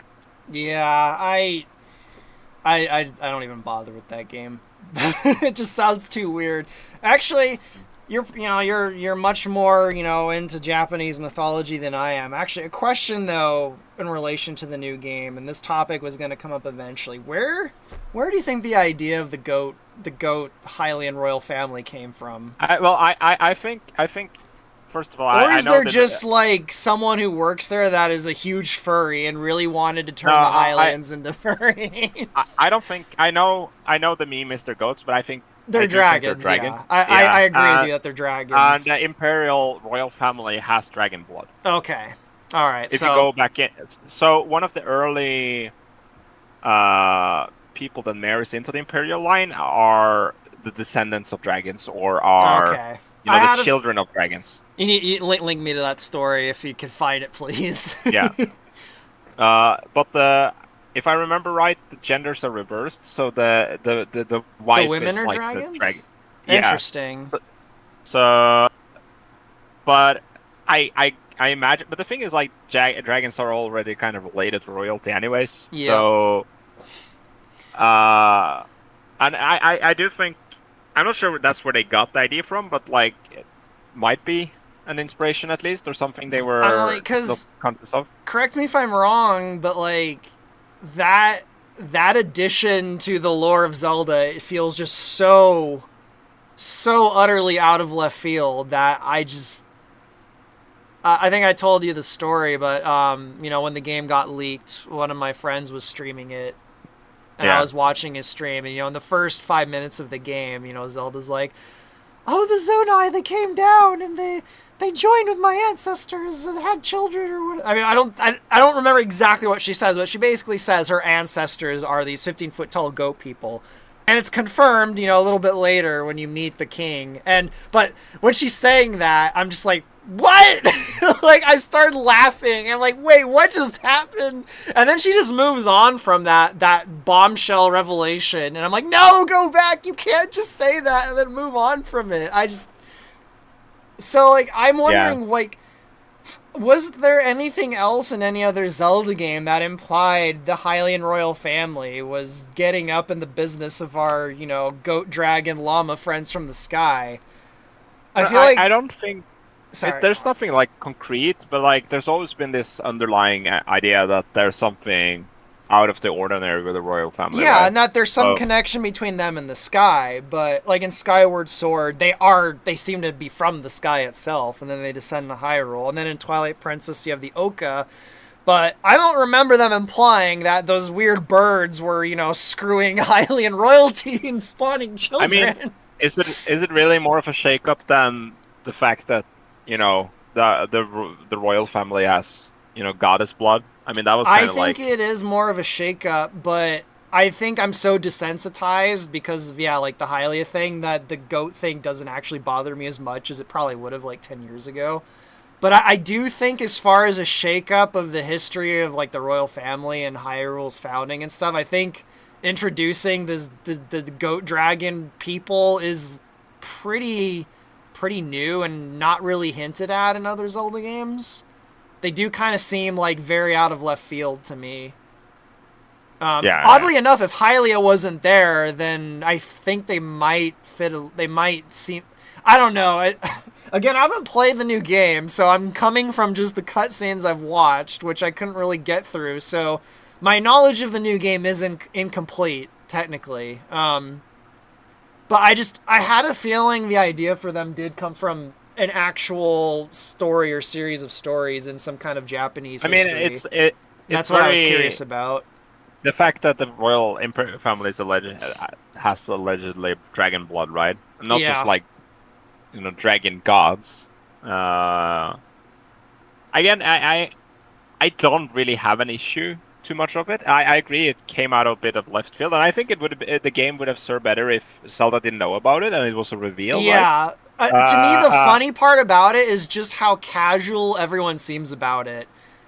Yeah. It's treated so matter-of-fact, like it's not a big deal in the game itself, that it makes it really funny. And it's just like... Yeah, like, if she was like, I didn't know I was descended from these, goat monsters from the sky, and it's like, actually, like, she's trying to figure, like, you know what I'm saying? Like, if it was treated more as an actual, like, newfound discovered history or something, like, it's like, okay, but she's just like, oh yeah, my great-great-great-granddad, he was this 12-foot tall, like, monster, and then she just moves on from it and, like, accepts it like it's no big deal. It's like, what? It's like, people on Earth get freaked out if they find out they have, like a specific blood type of another human, like, she would be like, what the fuck? I'm descended from a sky monster, but I don't know. I just thought the whole goat thing was so weird, and I mean, I guess I read so much mythology where this shit comes up all the time. Like, yeah, my dad was a tree. Well, no, the thing is, the first thing I actually thought of was the story of Azazel. Yeah. It almost mirrors that story perfectly. Azazel the scapegoat, who's also portrayed as a dragon. The story of the Watchers in the Book of Enoch. You have these beings from the sky, these angelic beings that come down to Earth. They basically civilize the Earth, and they foster civilization. They teach mankind magic and sorcery and all kinds of crazy stuff, and they have children with mankind. The thing about that story is that's it very much portrays them as a very negative thing that should not have happened. Yeah. Like Azazel's the villain of the story. Which would make King Goat Raru the villain of the story if I were to compare those two together. Ganondorf did nothing wrong. Ganondorf's the and good guy. Something as Ninja Gun asked, like if Hylia is just ignored. I mean, she's not ignored, but she does is not as important in Tears of the Kingdom. Like I called if that, you by do the this, way. yeah, but not. But if you do this, like the quest line where you have to go and get all the lore tablets, the stone tablets, it does mention that Sonya was like a priestess of Hylia, alluding like priestess of Hylia. Specifically, they use the word Miko of Miko, Hylia. yeah, Miko is a very that's So a it's very implied specific that word.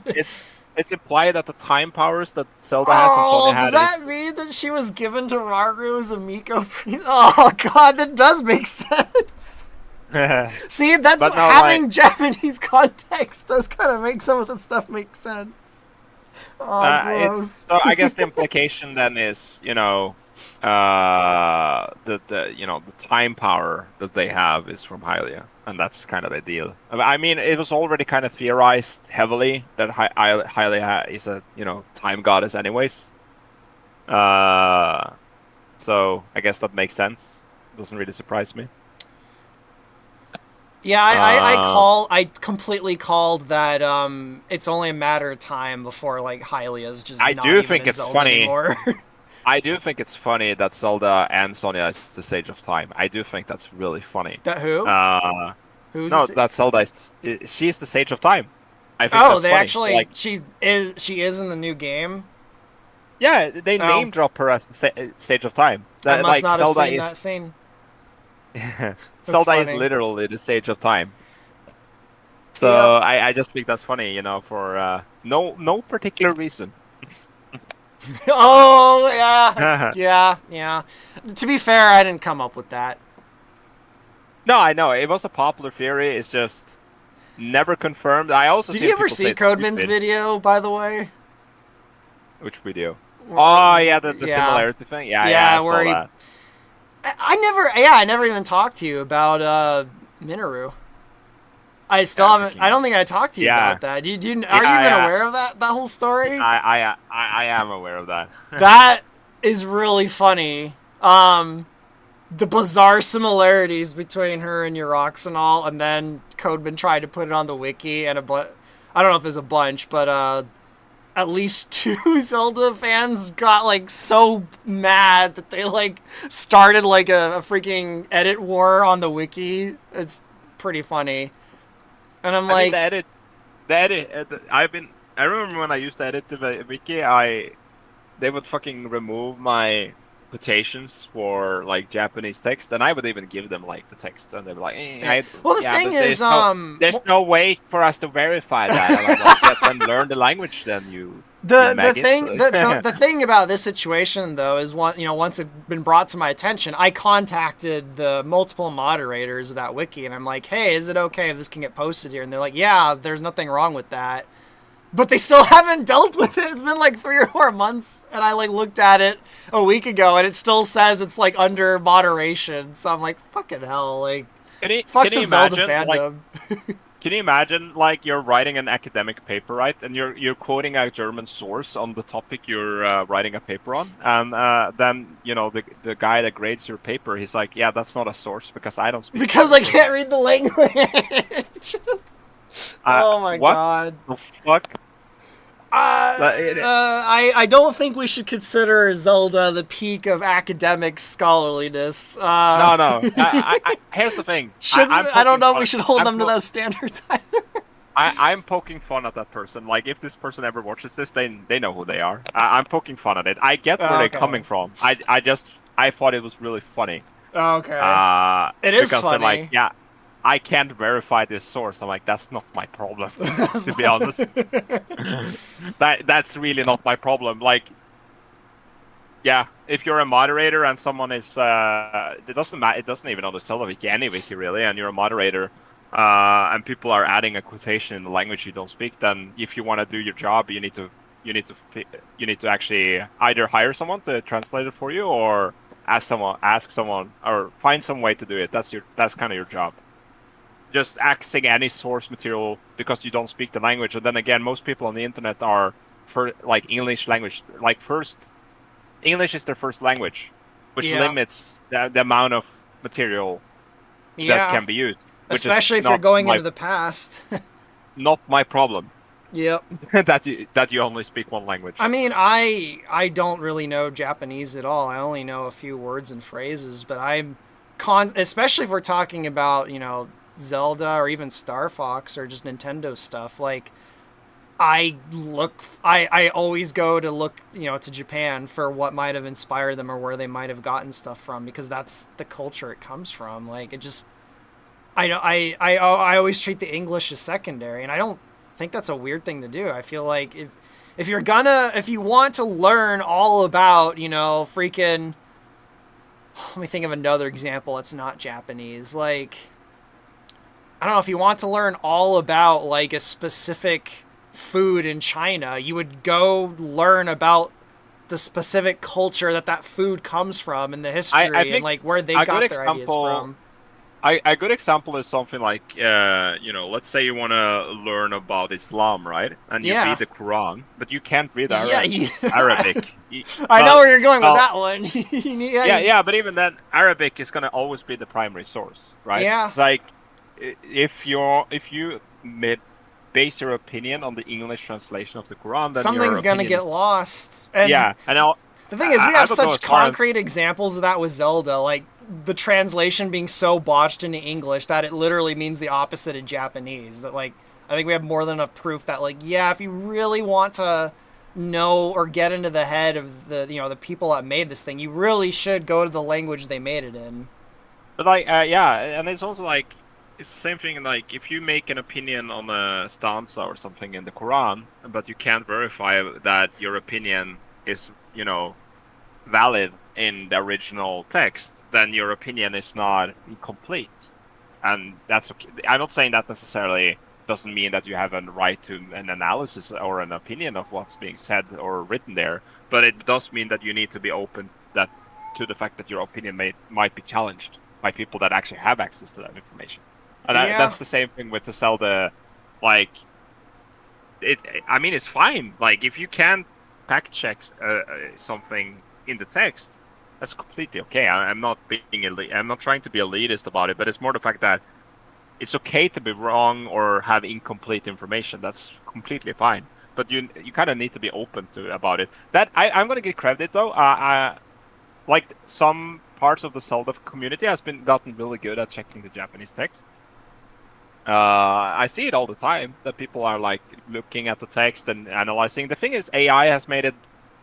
I know AI is a hot topic, I but think like, I think bringing up AI might be a more contentious topic than even bringing up the Quran. but I mean, but like a lot of the translation models that AI, based AI is pretty good now. I'm gonna be honest, it's really good, and I think it's a good thing because it makes the language more accessible to more people.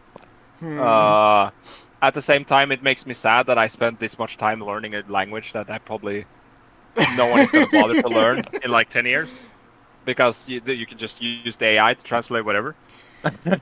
uh, like this is a tangent, but I remember a friend asked me like, "Oh, should I study Japanese, Deox?" I'm like, "No, I mean, not really, unless you No. really want to." And then as I said, I was thinking like, you know what? Maybe just wait because I don't think you're gonna need it anyways because the AI is probably just gonna translate everything in 10 years. There's still gonna be something missing from the AI because it's like you said earlier. When you read in Japanese, you don't translate in your head. Like Yeah, yeah. You're knowing the still. language, it actually changes the way you think. Yeah, it does.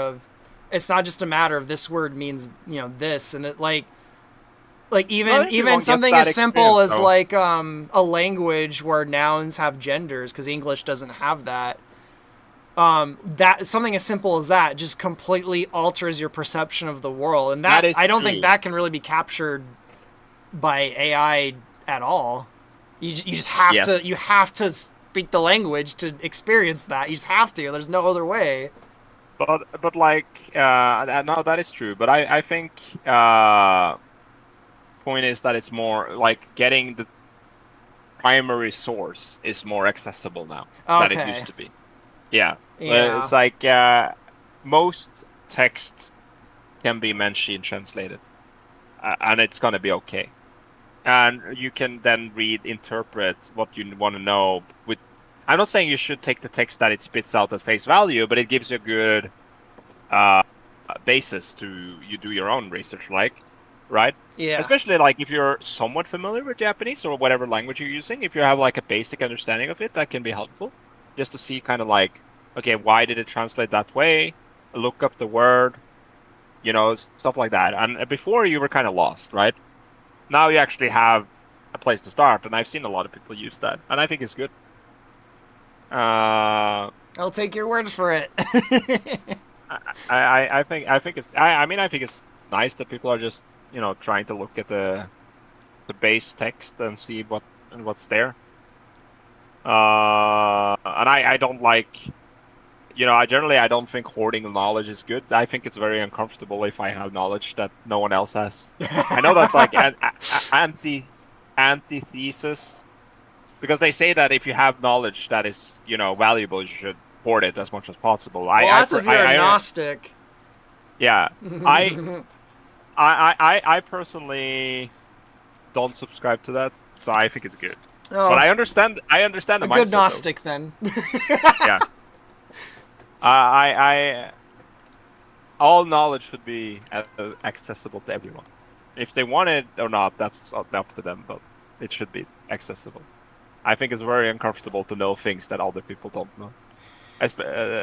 Even in a professional sense, or even in a private sense, I think it's very uncomfortable.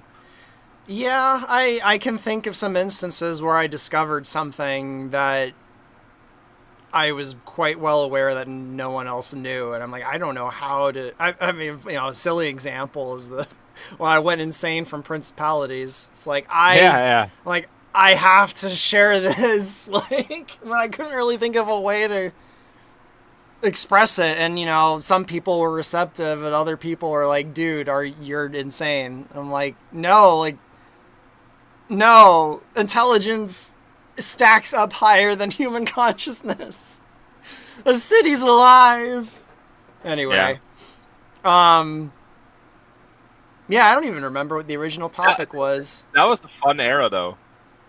That really was fun probably the funnest era. If we're talking specifically about like Hyrule Conquest, that was the funnest era of working on Hyrule Conquest, was like 2017 to 2019. And so many people were mad. Yeah, well, the people being mad, I would rather them have not been mad, but like as far as like actually working on the game, that's, I think, or developing the game in the background, that probably was like the best era of Hyrule, of any Zelda thing I ever worked on. Yeah. And now it's dead. now Hyrule Conquest is kind of dead. Yeah, I'm sorry, guys. I kind of am thinking of ways I can maybe salvage it, but I know this is going to make me sound like a hypocrite since we just talked about Zelda for like 2 hours. But I'm just done with Zelda. I'm so sick of it. I mean, the Star Fox fan base have been much more receptive to your work anyways. We talked about it a lot. Like, it makes sense. Yeah, I've been having a much more positive time working on Star Fox over the last year. Unless your name is Jacob Rogers, it seems like people kind of like what I'm doing, so... I mean, to be fair, Star Fox is more in need of love than Zelda anyway, so...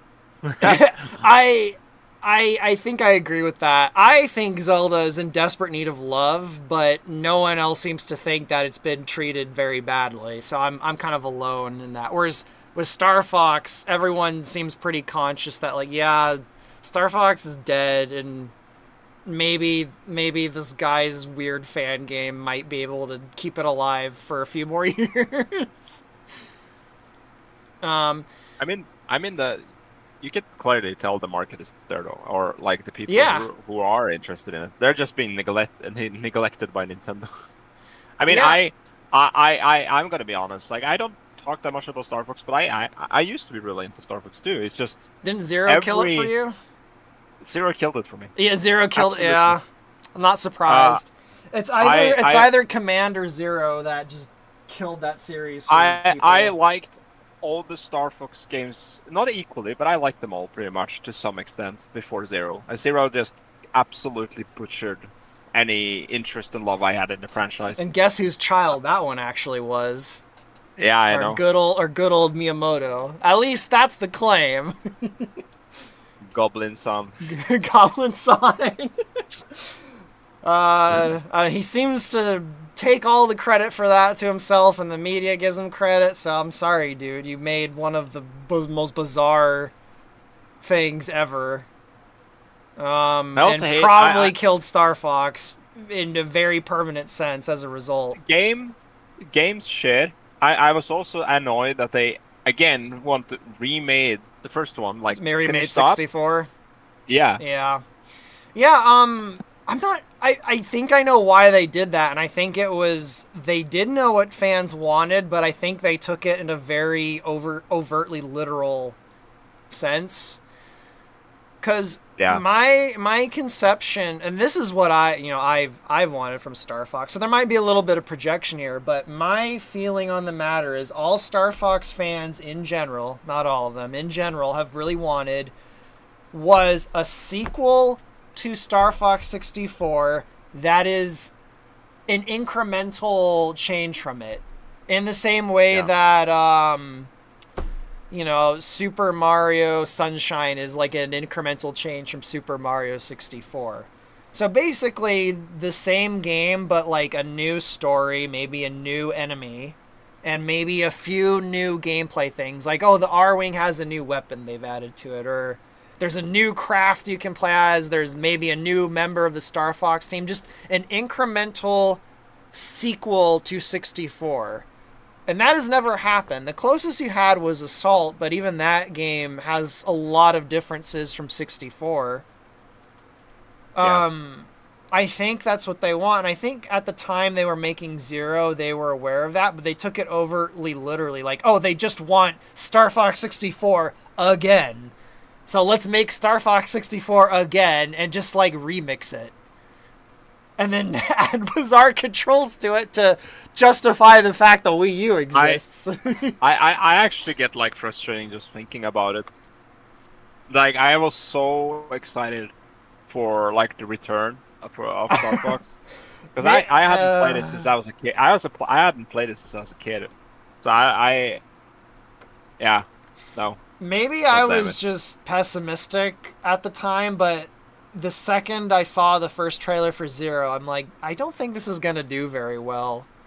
I didn't really have, like, the same, like, face-palming, like, feeling I got when I, saw, like, the Skyward Sword trailer for the first time, where it's just, like, I knew instantly, like, Skyward Sword was just going to be, like, unbearable. Like, but when I saw the Zero trailer, I'm like, is this a reboot? And then if you watch the interviews, Miyamoto's like, no, it's not a reboot at all. And I'm like, looks like it's just 64. Like, they had the intro animation cartoon thing they did. I'm like, this is just 64 with a bit more context and things changed around. It's got the same voice actors, a lot of the same lines. I'm like, I had a really off feeling about Zero just right off the bat. I'm like, this might not do well, and it did even worse than I thought it would. It didn't even sell 500,000 copies. It's like it's like a financial bomb. Good. Good? Yeah, well, yeah, I agree. I don't think that game deserved to do very well. As much as it basically means that Star Fox is probably dead, and I mean, considering that Nintendo, or particularly Miyamoto, practically, allegedly, pretty much stole the IP. Yeah. I'm not sure what the exact details are, because Dylan Cuthbert and Miyamoto still work together. In fact, there's a really funny interview, it's not an interview. Oh yeah, it's an interview with Dylan Cuthbert where, it was some interview, someone who was making a video on Star Fox Command. He was interviewing Cuthbert, and he was asking him about, things that might have went wrong or whatever, because Command also has a really negative, perception by the Star Fox fandom. And there's this really funny story that Dylan Cuthbert tells where, Command didn't do as well as Miyamoto wanted. And I'm probably going to get some of the details messed up, but he said that Miyamoto basically was throwing a fit that, like, he doesn't understand why, like, Star Fox fans don't like what they're doing, because he's like, Star Fox is supposed to be about being really experimental and doing everything weird and different every single time. And I'm just like, motherfucker, do you even know why people like fall in love with the series? It's because they want to see more of the thing they liked. Like, what? I always I always got that, like, I think Miyamoto fundamentally just didn't understand why people like Star Fox. Like, I guess so. I can't speak for everyone, but the vibe I get then for myself, people like the characters. They were not very complex, but they were fun and charismatic, interesting characters. The setting is cool, and the setting is cool. Yeah, and the gameplay kind of enhances the setting. I think, and this goes back to the whole can't really quantify it thing, but I think it really is something like Zelda. It's something about the vibe of Star Fox that people really like, especially 64. Like, 64, it's like this very hyper concentrated, like, to me, Star Fox, especially Star Fox 64, it feels like, what would this titanic over-the-top space war be like through the filter of, like, a wide-eyed child? Yeah. Because in the context of the game, you're just, like, mowing through, like, thousands of soldiers, and, like, this is giant galactic conflict where tons of people are dying, but it's extremely, like, bombastic and over-the-top. And honestly, this might be a weird comparison, but I like to compare it to the Starship Troopers movie. Yeah. Not quite, like, as violent or gory, but it's like, it's really hard to articulate, but it's just like this really just, I can't explain it. It's even less than Zelda. I think I know what you're getting at, but I generally get the vibe that people really, really like the characters. Yeah, the characters are definitely the heart of it all. I think if they really wanted to make the fans happy, just make the characters the forefront with pretty good gameplay in between, right? I was gonna say they did make the characters the forefront in Command, and that's no one likes to talk about that game. Well, I think in order to make the characters forefront, though, you kind of have to understand why people like the characters. Yeah. Not just that they like them, you have to understand why they like them, right? Or that's how you fuck up. Yeah, I don't. You see this time and time again in, like, franchises where characters are, like, the most important thing, right? They don't know why people like the characters. They know people like the characters, but they don't really understand why. So they put the characters in. Actually, yeah, good example. Other M. Oh yeah, Metroid, yeah. Yeah, good example. They know people like Samus. They know that, because also she's, like, one of the original, like, really strong female protagonists, right? That are really cool, and they know that. So now they're like, oh no, we're gonna really delve into Samus' story, and then they fundamentally misunderstand why everyone likes Samus, and it goes to shit. Yeah. No, that's a really great example. Yeah, and then you see, like, Metroid Dread. They understand why people like Metroid, and that's why that game was good and successful, right? It's like, it's not. Yeah, it's a good example of what I'm getting at. It's like, you need to kind of get what the fans like about that thing, and then you expand that thing. If you just go expand on the thing because you know the fans like it, but you don't quite understand why, it's just going to be a disaster. Yeah. It's poor basically Star what Fox. I think that's why a lot of games where the creators or the devs are actually fans of the franchise they're working in. That's why the strength is. They usually have a really strong, right? Because let's say you're an actual genuine Star Fox fan, as a player, not as a developer, you're gonna have a very good advantage when trying to make a Star Fox game. A lot of the developers I can't speak for sure, but I assume a lot of the developers that make games, they're just handed a project and they're like, there you go, make this Yeah, thing. And yeah, and definitely. that's why I think that's why I think like Baldur's Gate 3 is so good and it's so brimming with content and passion because the people that made it like D&D, You're right? probably right. Yeah, they've made a bunch of And other they RPGs too. and they understand what the RPG and D&D crowd wants. They understand what they like, and they appeal to them in that way, and the people love it. I Yeah, not play Baldur's Gate 3 anyways. I'm planning to, but it looks really it's good. on my wish list. Yeah, I've Yeah, I've heard lots of positive things about it. I saw, the squirrel get massacred, and I put it on my wish list. I'll get it on sale. As someone who played, the older Baldur's Gate and the Dark Alliance spin-offs or whatever, I'll give it a shot. Man, I'm such a boomer. yeah. No, I really like the other Baldur's Gate, so I'm looking forward to playing it. And I I also also played like, the studio's other game, the Divinity, the Dragon yeah, Commander one, the yeah, kind of yeah, RTS one.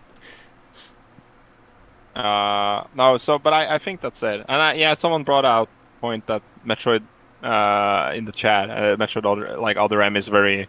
Yeah, very anime, and I think that's also causes a disconnect. I don't necessarily always think that's a bad thing. It depends on what you're trying to do.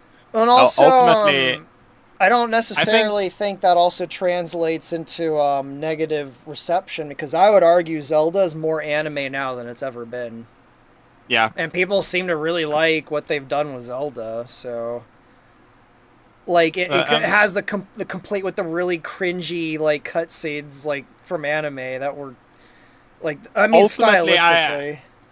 ultimately, I think Elder M a big reason for annoyance. I mean that it has gameplay issues too, right? I think, but I do think, but like ultimately, I think it's just devs did not understand why Samus is popular, and Yeah, they yeah, definitely they don't. fucked up.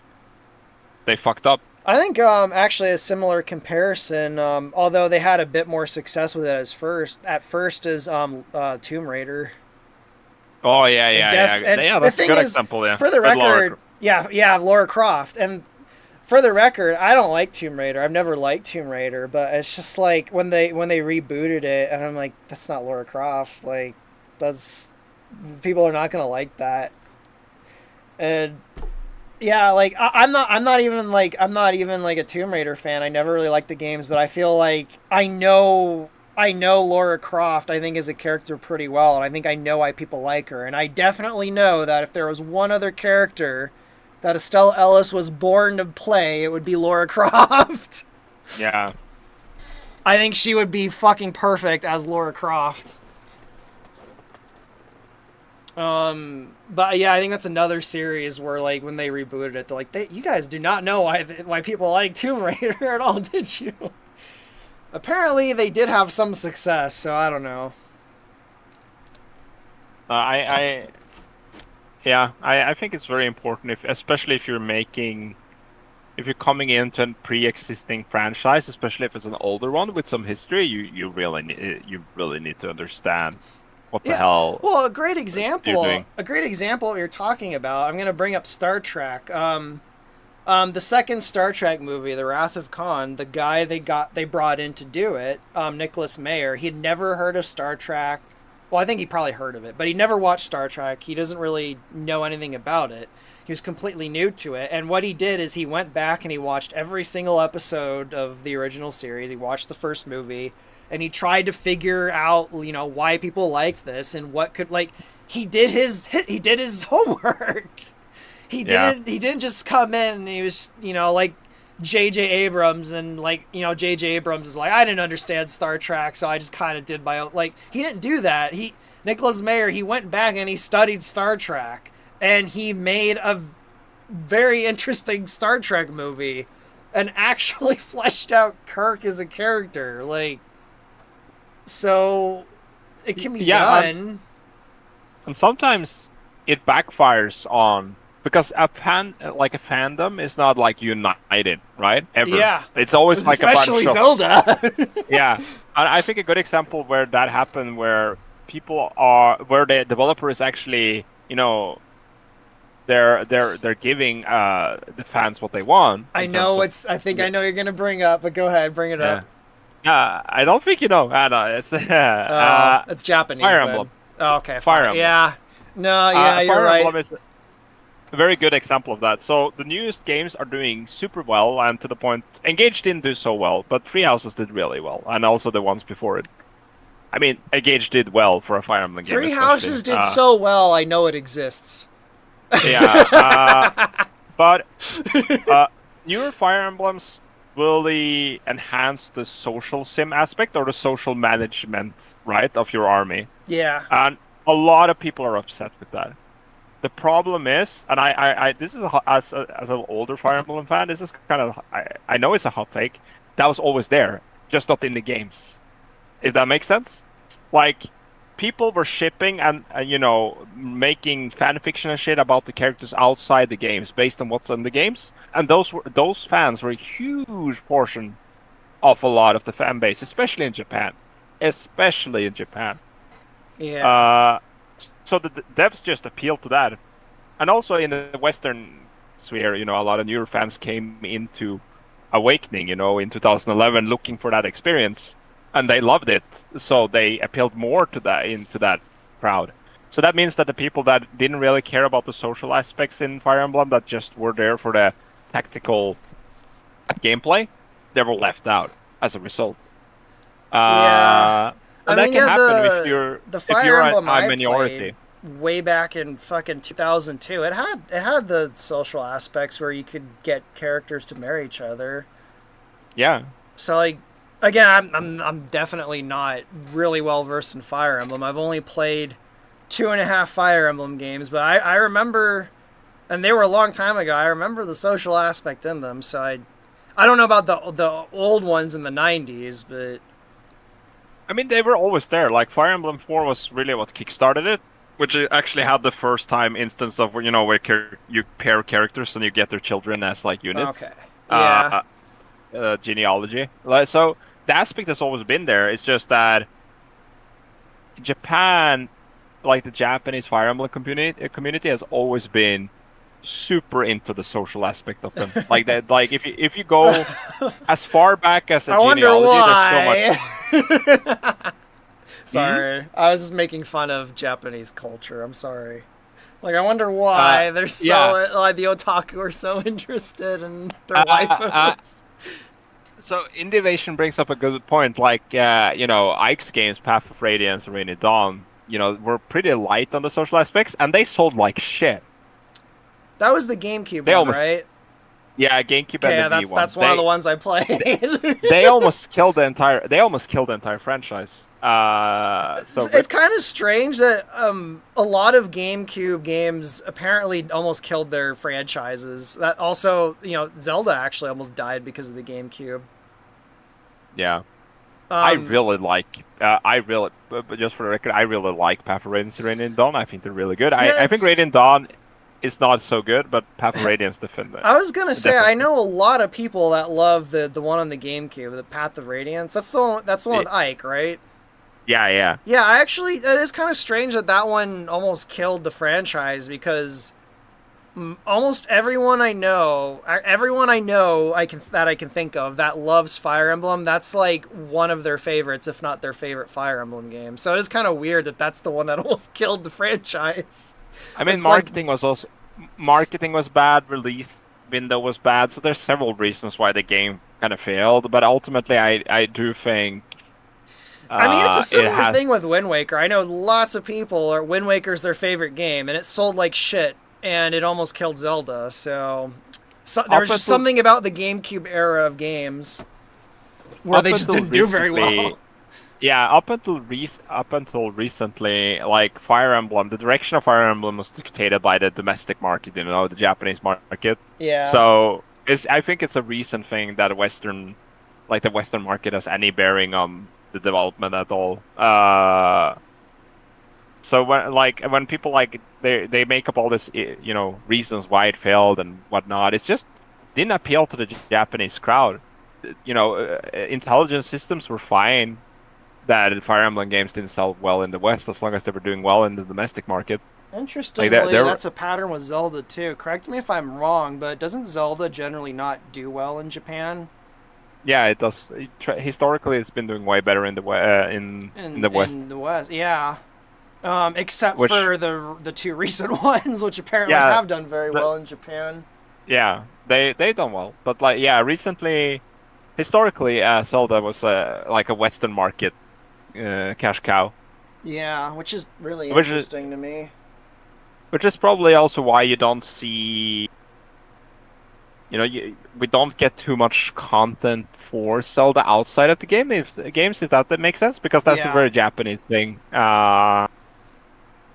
It's like Fire Emblem. Fire Emblem is a much smaller franchise than Zelda, but it gets all this weird shit. Like it has a TCG. Yep. It has a lot of I know Zelda has manga as well, but like Fire Emblem has a lot of manga adaptations. Pretty much every game, Engage got it. Like it has a lot more fluff Yep. outside of the games, is what I'm saying. Yep. Zelda Zelda has just has an quite overpriced art book with a timeline in it. yeah. And some third party shit that probably isn't reliable. It was all Skull Kid's dream. I mean, Yeah. okay, we're getting a discussion going. We can say that the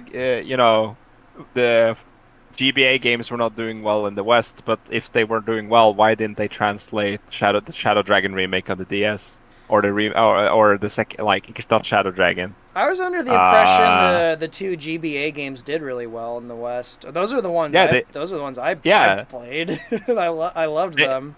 they did okay, but for whatever reason, they didn't feel like worth bringing it over until later on. Speaking of freaking dragons, taking human Fire Emblem. I think, but uh, point was with Fire Emblem is that a large crowd of Fire Emblem fans feel Oh left right, out. yeah, Yeah, yeah. that was the original, and I think the devs have been appealing, just not to that crowd that much. Like Three Houses has like really good social elements, which you can see has made it very successful, but its tactical gameplay is subpar, and even I agree with that. I think Three Houses is a good game, but it has really compared to some of the other Fire Emblems, its gameplay is kind of meh. So Sometimes even shit. here's a question that kind of gives a little bit of sympathy to these companies. I can't believe it, but so what would you recommend like a company does if they recognize that they have a split fan base with at least two demographics that want completely opposing things? If I had the capital, I would split it off into two Into two series. different, yeah, yeah. Yeah, That's what I would do. that's what I've been really hoping they actually do with Star Trek. It seems like they were maybe going to do that with Star Trek. Just Uh, make two different things for two different audiences, and then I would, I guess I have to elaborate. Like, if I had the capital and the funding, I would probably split into two. I guess it depends a bit, like how confident I am in each demographic, right? And how strong their staying power is. Because yeah, first of all, to save money, I would probably try to identify which crowd is the more reliant. In the sense that how long will they keep buying my product, right? If yeah. I'm so if there's a clear winner there or one of the crowd, even if they're somewhat equal, if I see more potential in one of them, I will appeal to that one because That that one makes that the you're most certain will sense. make the more money. Yeah, Yeah, that makes sense. long I'm just term. trying to think, and I think that's probably what a lot of these companies do. They're like, this demographic makes us more money. We're gonna appeal to them. And sorry, you other demographic. Um, Uh, like why, for example, in Zelda, like a lot of people say, like, yeah, I wish they would, make traditional Zelda and the open world, open air style Zelda, but like, if you like, here's what is the financial incentive though? Like, yeah, if yeah. why I mean, would you why look at the why would open world you? sales versus the sales for everything else. Yeah, what's I the guess incentive? I guess at that point you're just doing it to please the fans, but pleasing the fans is not making the investors happy unless they're paying a lot. So Yep. why would you? that I know that's a very cynical view on it, but that's kind of my take on it. Like, it makes sense for me from a I business, don't think that's like, cynical. I think that's just reality.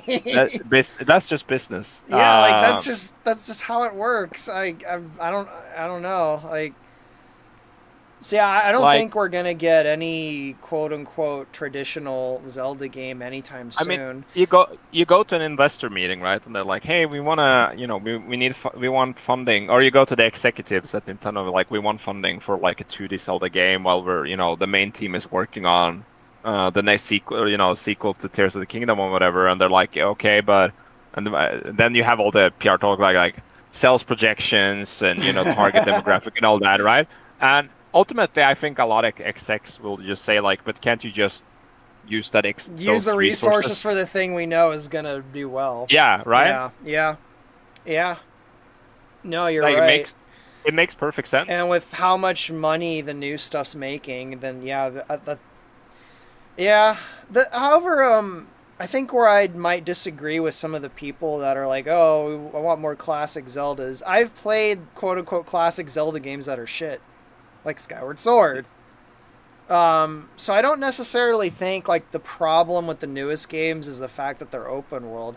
I personally just don't really like open world games, and I feel like it's open world games add a lot of problems and obstacles to the things that like to be in Zelda games, like an actual cohesive story. I mean, So, also but I that's think it could I probably be done well. again, it's all financial incentive. I see in chat that they ask like, why aren't Tears of the Kingdom took 6 years to make? Why don't we get original games between major releases? Well, that's because you don't need to. You just Yeah, remaster an old yeah. game. Look at how much. Yeah, look how much money the. It took 6 years, but look how much money they made. That And also, more than paid I off mean, the cost of developing that why game. why why here's the thing. If I am a big company, why would I take the risk in a franchise that's traditionally done well but not super well? Let's not say that Zelda was super successful before, Well, because it is it was doing now. okay. Yeah, it was successful, but it was not like a huge deal. Like, the sales numbers were not like insane or The anything. only two Zelda games that had amazing sales numbers before Breath of the Wild was Ocarina of Time and Twilight Princess. Yeah, and Those were also the only two. that's the other thing. Historically, the 2D games haven't sold that well.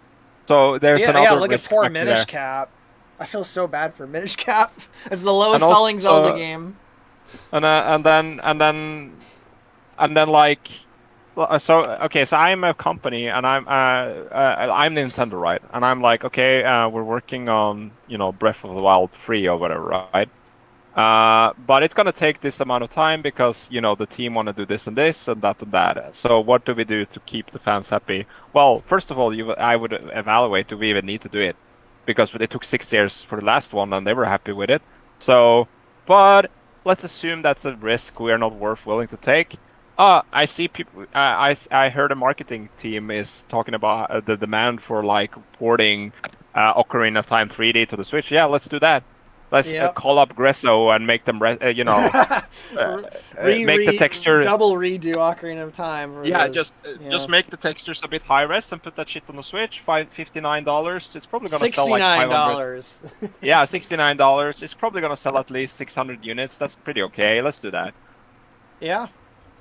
I It's always not. tell people if things change, it always comes from a well, not always, but it usually comes from okay, we're not making I money. We need to do again, something different.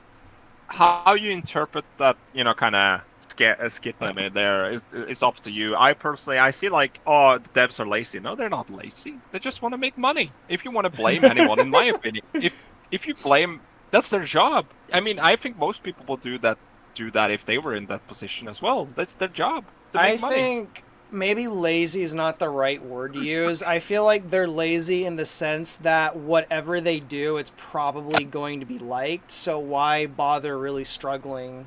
The You know what I market is mean? the market has all the power. If the market decides that it's shit, and it doesn't sell, then they will stop. The market Yeah. has all the power, and I Yeah. know it's frustrating that you're part of the market and the Oh, market doesn't agree with you're you. invoking capitalism. Yeah, but I agree with it. The market has the most power. Yeah, The market it's a very powerful principality. and in Zelda, the market and in terms of in regards to Zelda, the market has decided that remasters and remakes is more interesting to spend money on than new games. Yep. That's what the market has decided. I don't agree with it, but that's how it is. So I don't blame Nintendo for doing that. I blame the market. And by Uh, market, you mean a combination of Zelda fans and normies. yeah, but like it's the same. Yeah, it's like if I don't like something or a development, and I see that the company is just supplying a demand, it's not the company's fault. The company is just making money. And in terms of Nintendo, they're a publicly traded company, so they actually have legal Yeah. obligation Yep, to they have make as much money as possible. stockholders, they got investors, yeah. They're legally obliged to make as much money as possible. That's They're not your why friend. I feel like the stock market is the worst thing ever created for creative endeavors anyway. Yeah. So I think it's very easy to condemn the executives that sit there and make these decisions, but ultimately they're just doing their job. And I think most people in their position would make the same decision or the same call, I mean, because ultimately people want to do their jobs, right? And they want to do them well.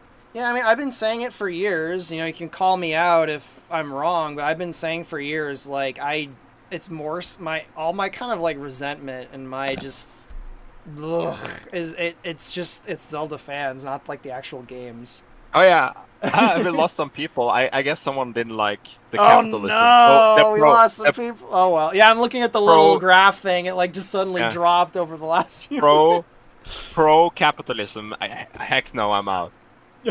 Uh, Yeah, so yeah, you mentioned freaking the Quran and AI, but no, it was a brief mention of market forces, and that's what scared people away. Adam Smith had it right. The Oh invisible no, hand. the invisible hand. Oh my I god, it's the thing is, hilarious. I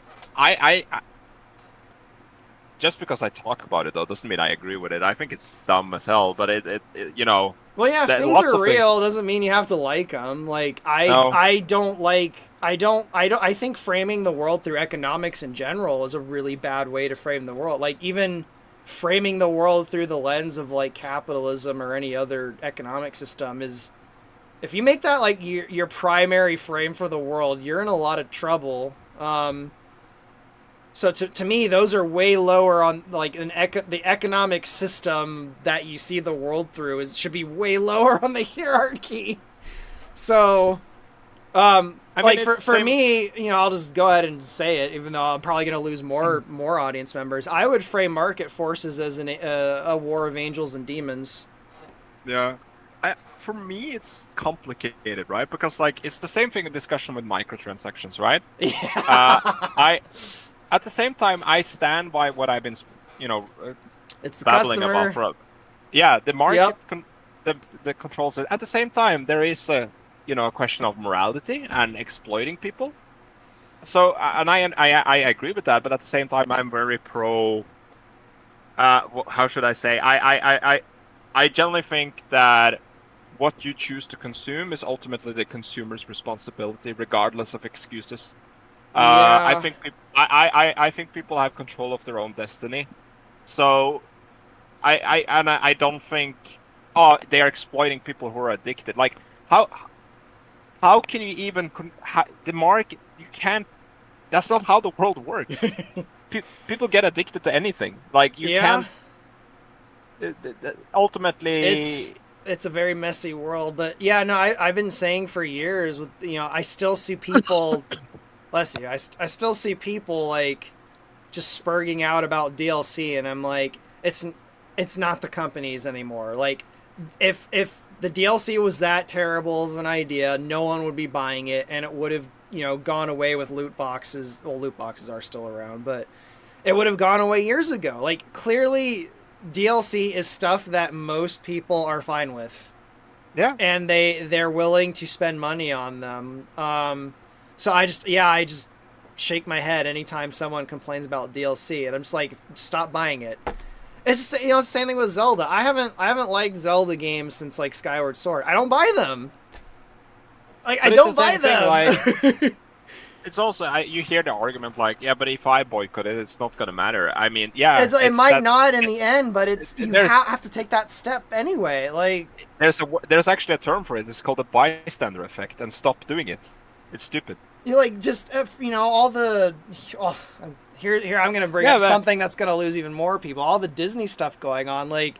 For years, I hear people just like, oh, this new Disney movie that's coming out is going to be the worst thing ever. And then they go to a theater, they pay money to see the movie, they give Disney the money, and they come back and complain about it. It's like, don't see it! Like, don't see it! Don't give them the money! Like, you're just perpetuating it. You dummy! Like, oh my god! Usually a lot of these people, the reasoning is that I'm only one person and I don't have enough power to change anything if I choose not to go. But that's called the bystander effect. Everyone is thinking that way, so nothing happens. But if people start to act on it, more and more people will do it, and you will have a more effect.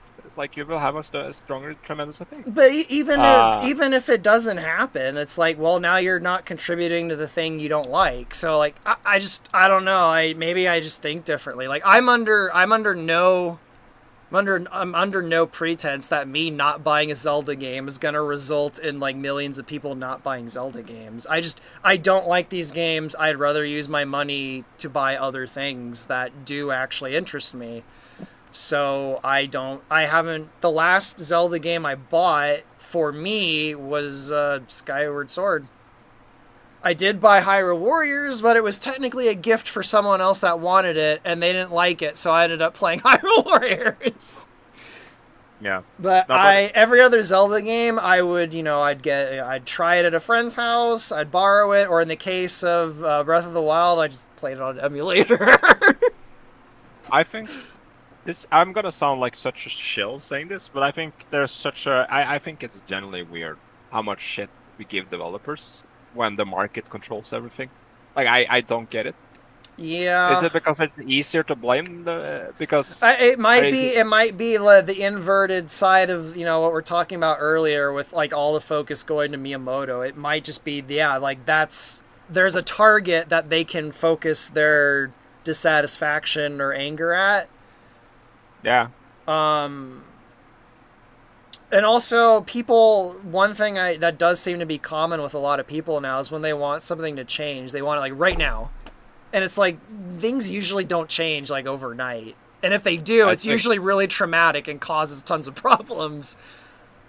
I've always understood that like a lot of things when they change, they usually are generational. They usually do not happen. Like for example, like I'm probably never gonna see the kind of Zelda game I want in my lifetime. If it ever exists, it'll probably be long after the people who are currently at Nintendo are dead or retired, and fresh blood is there, and I might not even be alive anymore. Because like that's just the way the world is. Like I think the kind of like internet or the instant gratification of like culture is kind of like warped our sense of how to direct things to change or whatever. You can't just like suddenly decide, okay, we're gonna just completely change this whole thing overnight. Like that usually causes damage. It's like, say you find out some really traumatic truth about the world. You can't just immediately go into full, like you have to do it in a series of buffers because it's just the way it's just the way things work. I don't know how else to put it. I mean, I just stuff like this used to annoy me a lot, but then I kind of realized that being annoyed about it is really tiring. So now I just don't care. Yeah, I kind of realized that. It doesn't matter if I'm upset at Nintendo. It's not their fault. Yeah, well, on top of that, I can't even be upset at the market really, because the market is such a abstract thing that I don't even know who to blame. So the answer is, oh, that sucks. Well, time to move on. I mean, I guess that's the. Yeah, I mean, was it 3 or 4 months ago? I'm done with Zelda, but yeah. Now y'all trying to drag me back into Zelda. She won't let me go. Yeah. Yeah, I so mean, I don't know. Should we talk about Hyrule Conquest or maybe save that for another time? We have been going for almost 3 hours now. How are you doing? Do you want to wrap things up soon, or do you still have enough energy in you to keep going? We suddenly got a um, spike of viewers. I mean, I can go on for a little bit longer, maybe like 30 minutes or so. All right, maybe we should just do a Q&A then. Yeah, but I need a toilet, so you can start the Q&A. All right, I'll start the Q&A then while Deox goes and does that. So I guess I'll look through and see if there's already any questions and then answer those. Alrighty. So right off the bat, I think I see a Godzilla question. I have a question. This is from Lord of Creation. I have a question earlier that is interesting involving Godzilla somehow being in the Zelda universe and what he would look like in Hyrule. Oh, he'd probably just Calamity Ganon. Like Godzilla's been in Zelda is Calamity Ganon.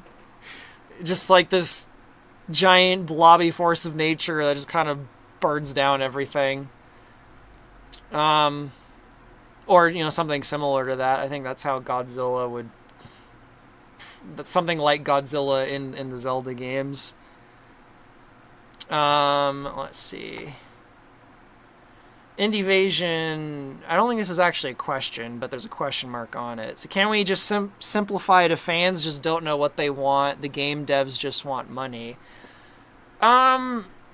I do think the second part of that statement's true. I do think the devs want money. I do think most fans know what they want. They just don't know how to articulate it. I have a feeling... I mean, I'm sure there's some people out there that probably don't really know what they want, but I generally think most people... It's hard, again, this is another thing that's hard to articulate. I think it's more so people, they do know what they want, but they don't necessarily know how to articulate it, and also they don't really know the ramifications of getting what they want, which is, the whole story about the genie in the bottle, getting your wishes or whatever. Part of the problem with human desire in general is we don't know the full ramifications of what happens when we actually achieve our desires. They could have all kinds of crazy side effects that if we knew ahead of time all of the side effects of our desires, we might not even want those things anymore. So I think it's less like people don't know what they want. It's more what I was saying. Like they don't know the potential consequences of getting what they want. And huh? Back. Welcome back. That was fast. Yeah, someone was Indievasion was just mentioning that they're thinking we could just sum everything up as fans don't know what they want and game devs just want money, and I think that's half true. I think Yeah. I was saying, like, I think most people do know what they want, they just don't know the ramifications of getting what they want. Yeah, I think I agree with that. It's the same like It's the genie story, really. people like, let's say you have a game and the game has a very annoying mechanic, and then people ask, hey, okay, let's take an example. Let's say actually let me use like an example from WoW, from World of Warcraft. Wow. Very good example, actually. Yeah. No pun intended. Yeah, WoW. A very good example. So but WoW is like, very huge, and back in the day it was really annoying to move around because you just have your horsey. And you would get I know where knocked this off is your going. Is this going Yeah, to the you would flying get- stuff? Yeah, you get knocked off your horsey. So people ask like, oh, it would be nice if we could just fly anywhere and everything. And Blizzard's like, yeah, that sounds like fun. And they give it to the... So in Burning Crusade, they announced flying. Everyone is really happy about it, and because the evergreen stuff. Now the game is getting old. And Blizzard has talked about this, that they can't take flying away from the player now. Because it's such a big quality of life, and now that players have experienced it, Yep. that having it removed feels awful. So now they've fucked their game forever in terms of world design, because they can't make that much. It's more difficult to make an interesting world. And now people realize that while it is convenient, it's actually it's breaking a lot of aspects in the game. Yeah. And that's like a good example where something that sounds nice can have like unseen ramifications down the line that you don't really think about because you need to kind of experience it. I feel to That's understand. honestly, that is the biggest problem with just technology in general that our civilization's been dealing with since for all of time, but especially like the last century. Like, you know, we're like, oh, cars, these are fucking amazing. Well, now we can go everywhere at any time. Well, now cities are designed in ways that are psychologically unhealthy for the human mind just to accommodate cars. And, oh, now we have a gas crisis. And you know what I'm saying? Like, Yeah. you know, it's like when the first people created cars, you know, all the goblins were laughing in secret, like, oh, yeah, they think they've just, you know, achieved this great power. And now, you know, in the next 100 years, they're going to get tortured by all the side effects of cars. Like, you know, it's a very, you know, goofy example. But, like, so I guess in relation to what was said by Indie Evasion, I do think people do know what they want, just... And this isn't even necessarily their fault. They might not even be capable of foreseeing all of the potential consequences of getting what they want. There's definitely there. Actually, I think I've actually told this to you before, Deox. I have a really funny Zelda-related example of something I always wanted in Zelda years ago, and I got it, and then I realized this is terrible. And it was the Guardians. Yeah. Once upon a time, I thought it'd be interesting if there was, you know, some sci-fi elements in Zelda. And then they added some sci-fi stuff to Zelda, and I realized, yeah, that was probably not the best thing to do. So yeah, I've experienced that with Zelda. That's something I did want, but I didn't realize the implications and ramifications of that kind of thing being put into, you know, a Zelda game. I think it's good. Again, I guess more a take on it is like it's good for like a developer to listen to feedback of what the community is interested in, but I think they should be very cautious of adding stuff without, because ultimately I think games, again, there are always exceptions to the rule. I think games generally, like any art, is better if the people making it. And I know this is a problem because money, target groups, yada yada. But in a vacuum, I think games are better if the people behind it, they just make whatever the fuck they want. The people who like it, they like it, and the people who don't like it, they don't like it, and we can all move on. It's like any art. I think that leads to the best results. Because again, people.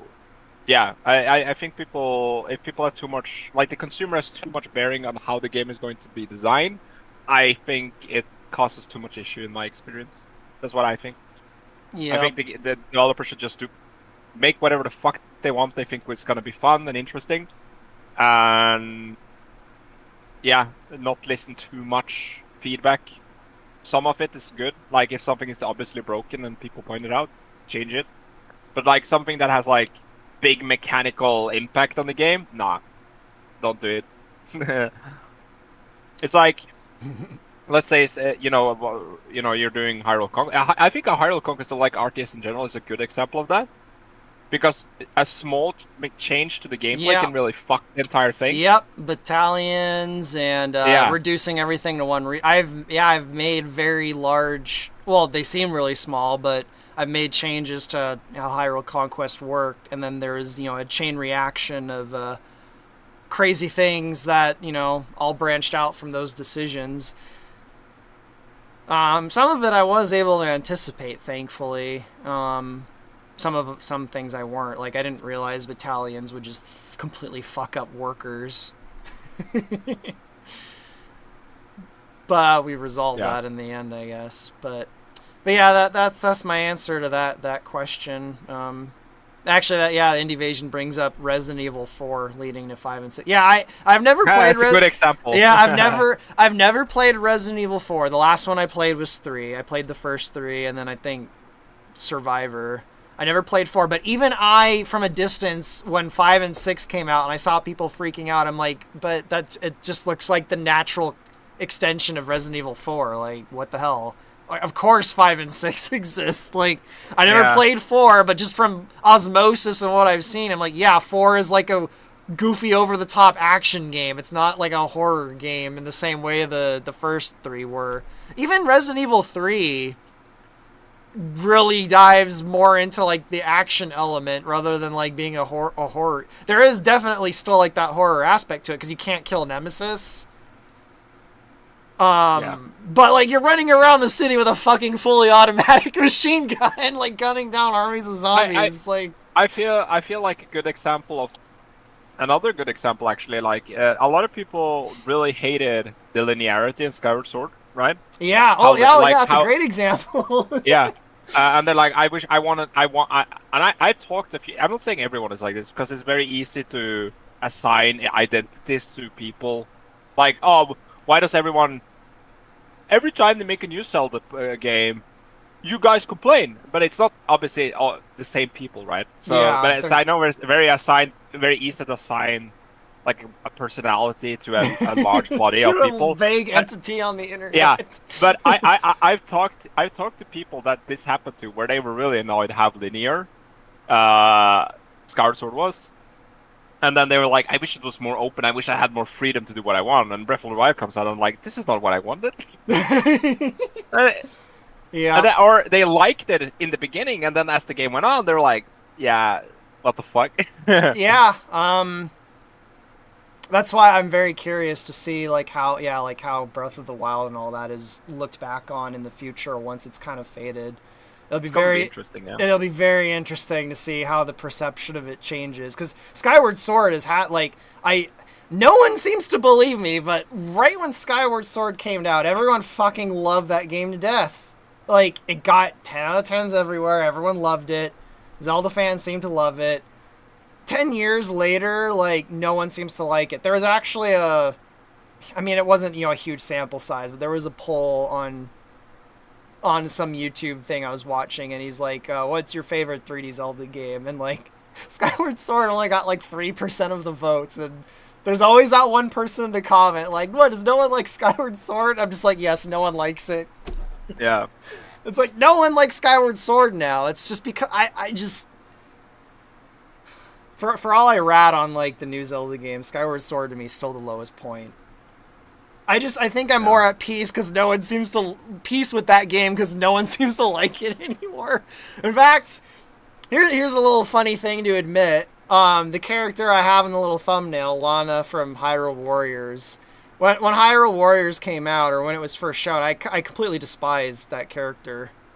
I thought she was really stupid. I thought her design was really stupid, and all the dumb anime dancing just made me roll my eyes or whatever. And this might just be because, my version of the character has kind of colored my perception, but about a month ago, like, I was just browsing some art, and I just was stumbling on all this art of Lana I haven't seen. And I found myself going, like, that character's kind of cute. I think I like her. And I was like, wait, what? I thought I hated this character all those years ago. I don't even remember what the topic was. What was the question again? Like, now that it was regarding like devs just want to make money and people. Oh yeah, I don't know how we got onto. Oh yeah, I don't know how we got to this, but somehow what I just said is related to that question. I guess I don't know. Yeah, I'm just really struggling to remember the series of tangents that led to that, but. Next question, I guess. Oh yeah, let's just go on to the next question because I completely forgot what we were even talking about. Zelda fans over-analyzing everything and making up things they want to see. Yeah, I think that is definitely something that's going on. Oh, from the same person, Ninja Goon. Mr. Ice Cream Man, out of which Zelda location that exists, which would you like to see return in some way? Tarm Woods, or technically the Lost Woods, but I would like to see Tarm come back in some way. They probably wouldn't do it in a way that I like, but that's honestly, it's more so because of the music, I think. I really think it's the music of that area that kind of just makes me like that area. It would be interesting to so see much. it in like 3D though, I think. Well, I mean, I've done multiple versions of it in 3D myself now. Yeah. But I mean, like, how... kind of interested in see, like, how Nintendo would do it. might not even suck. I Might be really cool. like the Tarm Woods area a lot because to me it has all the hallmarks of like the most interesting places in Zelda. It's very mysterious. You never learn really anything about it. It's like what? Why are these giant gem things you put into a wall? Why is like, and you know it's a continuation of the Lost Woods, so it has the like why are the directions changing when you go through the the sides of the screen. So there's that big mystery element to it. It has my personal favorite melody in the whole Zelda series. So it's got like the really good atmospheric, moody music to it too. Yeah. So to me, Tarm like it's one of those areas that really captures like where everywhere in Zelda should be like like there's a very weird mystery here that you don't really get the complete picture of, and there's nice music that goes along with it. I like the Tarm Woods a lot. Technically, it's still called the Lost Woods, but I think the Tarm Woods is just the Tarm is just the gateway. Again, like it doesn't go into tons of detail about it, so I don't really know. But I wouldn't mind seeing that area again. Honestly, though, like I don't plan on really ever playing a Zelda game again, so I don't really care what they do. Like I haven't even played Tears of the Kingdom, and I probably never will. Like I don't know. Maybe after like 10 years, when I've kind of got Zelda out of my system, maybe I'll play another one. But I don't want to. I don't care what they do. But if they did, I'd pick Tarm, the Tarm area from Oracle of Ages. What about you, Deox? What area would you like? If knowing you, I'm guessing it is a forest related area too. Yeah, It's some forest area. I would just like to see like the Great Forest Meadow or something. From Ocarina of Like Time? yeah, like that. I would like to see that area again. Like I feel I kind of got that vibe in Twilight Princess, but it's not the same It's location. not the same, no. But it has a similar vibe. I think I forest wise, yeah, but it's not like a specific location. I just want more forests that feel big and mysterious. Which Really, is like very much missing from the yeah, two most recent Zelda games. The forest is on uh, a tiny island. yeah. I've said it before. I like the Lost Woods conceptually in Breath of the Wild. It's just yeah, like you said, it's on a tiny island, so it kills the vibe. But if you went into that forest and it just went off the map, right? Yeah, that one It little would feel change. much yeah, it would feel much better. I think the fact that I know it's small ruins it a bit. But Yeah. conceptually, I like it. The mist is nice and creepy, and you have the freaking smiling trees and like yeah. So Another interesting thing they could have done to take advantage of the fact that it's on an island is to make it, I guess, the TARDIS effect, where like oh, it's just on a small island, but then you keep going and going and going, and you're like, wait, like I have gotten to the other side of the oh island yeah, now? yeah, that would have been cool. Yeah. That could have taken advantage of the fact that it was on an island. Like the forest does just keep going on and on and on, even though you're on I an just think island. It it's. never ends. That I mean, they should have. Rather than having the barrier chasms in the north, I understand why they're there. They could have just had the forest. So like when you yeah. go north on the map, it's just you have the Lost Woods there, and you just can't go beyond the map because it's the Lost Woods, and there you go. You have a natural game barrier for the play area that doesn't feel weird, and it actually enhances the forest because you have no idea how big the forest is. All you know is that you can't get through it. Yeah. I mean, if I was the world designer, I would do that. I mean, It's that's like what I it makes. tried to do in Hyrule Conquest. I'm like, I need the forest to like go off the east of the map, and I was getting really mad because the fucking ocean's in the way. Like it could. I mean, I know why you wanted it to the east, but like for Nintendo, like they wouldn't even need just get Yeah, it rid of could. the barrier, Yeah, it could go in any right? The direction, barrier, like really. yeah, the barrier, like the barrier canyon there north, and just put the forest there.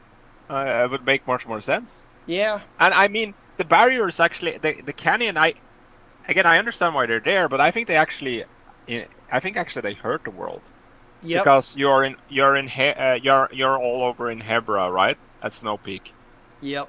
in Breath of the Wild, and you look over to the edge of the map, and on the other side, you're in this ice-cold, frozen area, and then you see like green pastures beyond the cliffs, and it actually kind of ruins the vibe.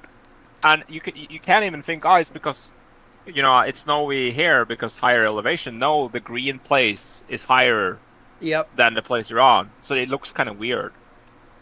So Yeah, I I don't agree. understand why they went with that direction. I think the implication is that oh yeah, it's like a magical thing to protect the kingdom and whatnot. Like I get that, but I think they just ran out of time and they didn't think it would be that big of a deal. just cut a giant chasm into the Just put world. a giant canyon here. It'll do. But that's my theory is they didn't, and they were right. Not a lot of people seem to mind that much. But I'm in the camp. I'm in your camp though. I feel like it kind of breaks the immersion a bit. I feel like that with a lot of that game though. But yeah, yeah. So you just want like the Sacred Forest Meadow and that area. Yeah, And, like yeah, that I kind of agree with you. I'd place. like to see that show up again. I I actually a specific location I would like to revisit besides the forest is probably Snow Peak, like in Twilight Yeah, Princess. funny when you're describing Hebra and like that illusion breaking by seeing the grass. I'm just like, Snow Peak, snow for miles. I was just thinking of Snow Peak and like that's a really good area. Yeah, With a it's really strong super good. atmosphere and a really like it has all the hallmarks. Like I said with Tarm, it's got a really strong atmospheric music. Oddly It's enough, the music for it feels like it'd be appropriate in Breath of the Wild. It's like very calm, almost not even present. It's almost just atmosphere, but it's really good in Twilight rather Princess. yeah, it was instead of having a cool atmospheric track, you just have the generic cold area track in Breath of the Wild that you hear in Oh every yeah, place that's cold. yeah. Then ding ling ling ling ding ling ling ling. That's all Well, you hear you know for my like opinion of the music in that game. yeah. It's funny they reused it as well for Tears of the Kingdom. Of It's course like they did. It yeah, saved them money. and but yeah, no, Snow Peak would be nice. Yeah, Snow Peak is. I'm tempted to say that might be one of the best locations in Twilight Princess too. Yeah, it's super cool. Even though it's like a glorified corridor, pretty much, it doesn't feel like one. No, it doesn't. I mean, really, most 3D Zelda games are, in general, glorified corridors. Even Yeah, I just think Snow Peak sells the illusion so it well. does. It It feels does. like you can get lost in this straight path. That you feel like you can get lost, but it's really just a straight path, right? But you feel like you Yep, can take the wrong turn and just get lost. it's great. I Yeah. I really like Twilight Princess a lot. I really struggle to pick what Ocarina of Time, Majora's Mask, or Twilight Princess. Which one of those three is the best? I really, depending on my mood, I'm gonna change what I say. It's one of those three. Today Yeah. it's Twilight Princess for sure, though. All right, I guess I'll look for some more questions. Let's see. Hey, Ice Cream Man, here's a question for you. Whenever the day does come for Hyrule to get a revamp by design, do you want the design to be inspired by Shadow of the Colossus? Actually, I'm not 100% certain, but I'm reasonably certain Twilight Princess was inspired by Shadow of the Colossus. They have a very similar They're art both style. yeah, they're both similar aesthetically, and they also have even like the design of the world has a few similarities to it. I don't think Twilight Princess fully captures exactly what they did in Shadow of the Colossus because it's a Zelda game still. um so I have a feeling I would like a Zelda game better than what they've been doing if it was just like a ripoff of Shadow of the Claw, or it's just an empty world with a bunch of bosses everywhere, with like Yeah. a very like just a simple mystery that you're trying to solve. I have a feeling I probably would like that. I don't think that's necessarily what I want if they make a Zelda game, but I suspect I would actually enjoy that at the very least. Just like a Zelda game that really focuses entirely on like just 20 bosses scattered around a world. I don't think that would be a Zelda game though. That would very much be something different. But then again, I think the same thing of Breath of the Wild. It's only vaguely a Zelda game. It's kind of different from everything before it. Yeah. Actually, I have a question for Katie Lewis. Are you Katie May 12 on DeviantArt?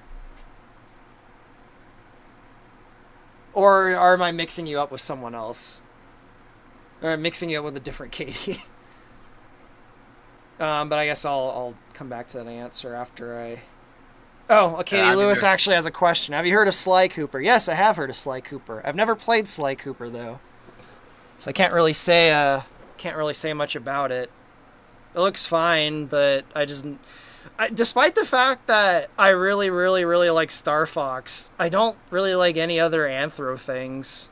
I'm not a furry. I know people don't believe me, but I'm not. I just not really interested in furry games, really. Star Fox is like the weird exception. Oh yeah, Katie. Yeah, you're the... Yeah, I've seen your art on DeviantArt for years. I actually really like it. I like some of the fan art you've done for my stuff too. It's really good. So keep making more art. You got a nice little art style that I like. Sly Cooper is the Star Fox of the PlayStation. Yeah, kind of like Star Fox. It seems like it's died and not really gone anywhere in the last 15 years also. I feel like that's very PlayStation thing though. Like you have like the series that have like a really strong few games and then they never go anywhere else. Yep, like Spyro is an example I'm thinking of, and that's really fresh in my mind because I just replayed the first 3 Spyro games. I guess Crash Bandicoot, but it did actually get a new game not too long ago. So yeah, even Tomb Raider went dormant for a really long time. That was like a really, really big popular PlayStation series for like 3 games, and then it just died kind of. I played the first 2 Sly games. They're pretty fun. I played them. My mom really liked those games. She played them a lot. I played them with her usually. Yeah, the Jack series was really good on PlayStation. I really like those. Yeah, that's another one that came and went. That was really popular, and then it just kind of disappeared. 3 really good games, and then bye. I mean, we're done. The thing is, you're lucky if you're able to make 3 good games. Yeah, I guess you're right. Most series I can think of, usually you have if it's a good series, usually it's only 1. Usually the first sequel just kind of is and then it just dies. So getting 3 good games actually is like an achievement. Something like Zelda where there's like 7 good games, that's like unheard of. So despite the fact that I don't really say many positive things about Zelda, it's had a really fucking good run, honestly, compared to a lot of others like series. Like poor fucking Halo. Poor Halo. The thing is, I with Zelda and other series, like even if I don't personally like a game, and I sometimes I don't even understand the appeal of it, I can still look at it and be like, yeah, I get why people like this, right? I can still, even if I don't personally enjoy it at all, and that's happened a lot, I can still look at it and be like, yeah, that makes sense. It's not a bad game. Like a bad game for me is like something that people universally hate or dislike. I mean, I might be sad that like it doesn't appeal to me, but that doesn't make the game bad. That just makes it bad for my taste, and that's okay too. Well, I'm gonna be an asshole. I still think Breath of the Wild is bad, and it's not my taste. No, I'm just kidding. No, I've said this before. It's like, objectively bad, regardless of what I think. I'm just kidding. Yeah. No, I think it's. I would say it's objectively a decent game because it runs well. It has a very good engine, and it has some interesting mechanics that people find engaging. So, but as an open world game, I would say it's pretty subpar. Yeah. Compared to other open world games. But that's because what I look for in open world games is not what everyone likes, right? So It makes me suspect that the things people like in that game have nothing to do with the fact that it's an open world game. Because, like you said, I feel like there's other open world games both before and after that were more impressive, that did things better and more impressively. And I don't think that's really necessarily like colored by my opinion. Like in the pop culture's opinion, like Breath of the Wild really is kind of just mediocre from like a technical standpoint. Partially because of the hardware it's on, but so like I think Witcher 3 is a way better game, and yeah, it came out 2 years before, and it does the open world much better than I Breath of the think Wild. But I think Morrowind does an open world better than Breath of the Wild. And yeah. Morrowind's fucking ancient Oh, and janky as shit. here's a hot take. I think Skyrim did it better. Oh my, yeah. Well, no, I agree. Yeah, Skyrim is basically dumbed down Morrowind. Uh, and that's because what I like in open world games, though, like I can attest that the mechanics of Skyrim are kind of bland and everything, but the world is really good, well designed. I think Yep. that's why people still play Skyrim, though. That's why it's because the been world is so released like on every console and toasters ever for 12, Yeah, 13 yeah. years now. Yeah. But people still play it. I mean, because the world ironically, is- that is the game that inspired Breath of the Wild the most.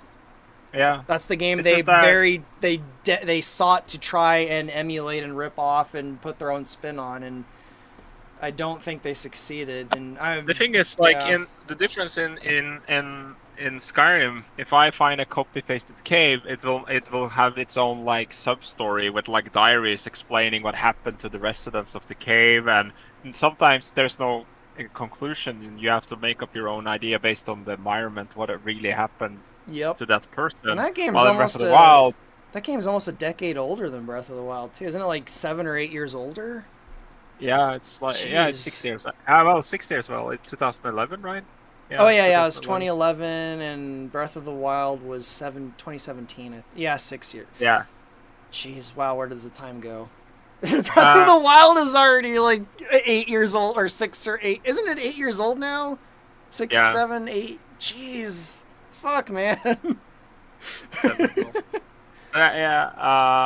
Like it's like yeah. So in Skyrim, I get this awesome like lore dump and narrative by just coming upon a hut in the woods or whatever. Like, and there are some areas like that in Breath of the Wild, but like generally, you just find a burnt down building.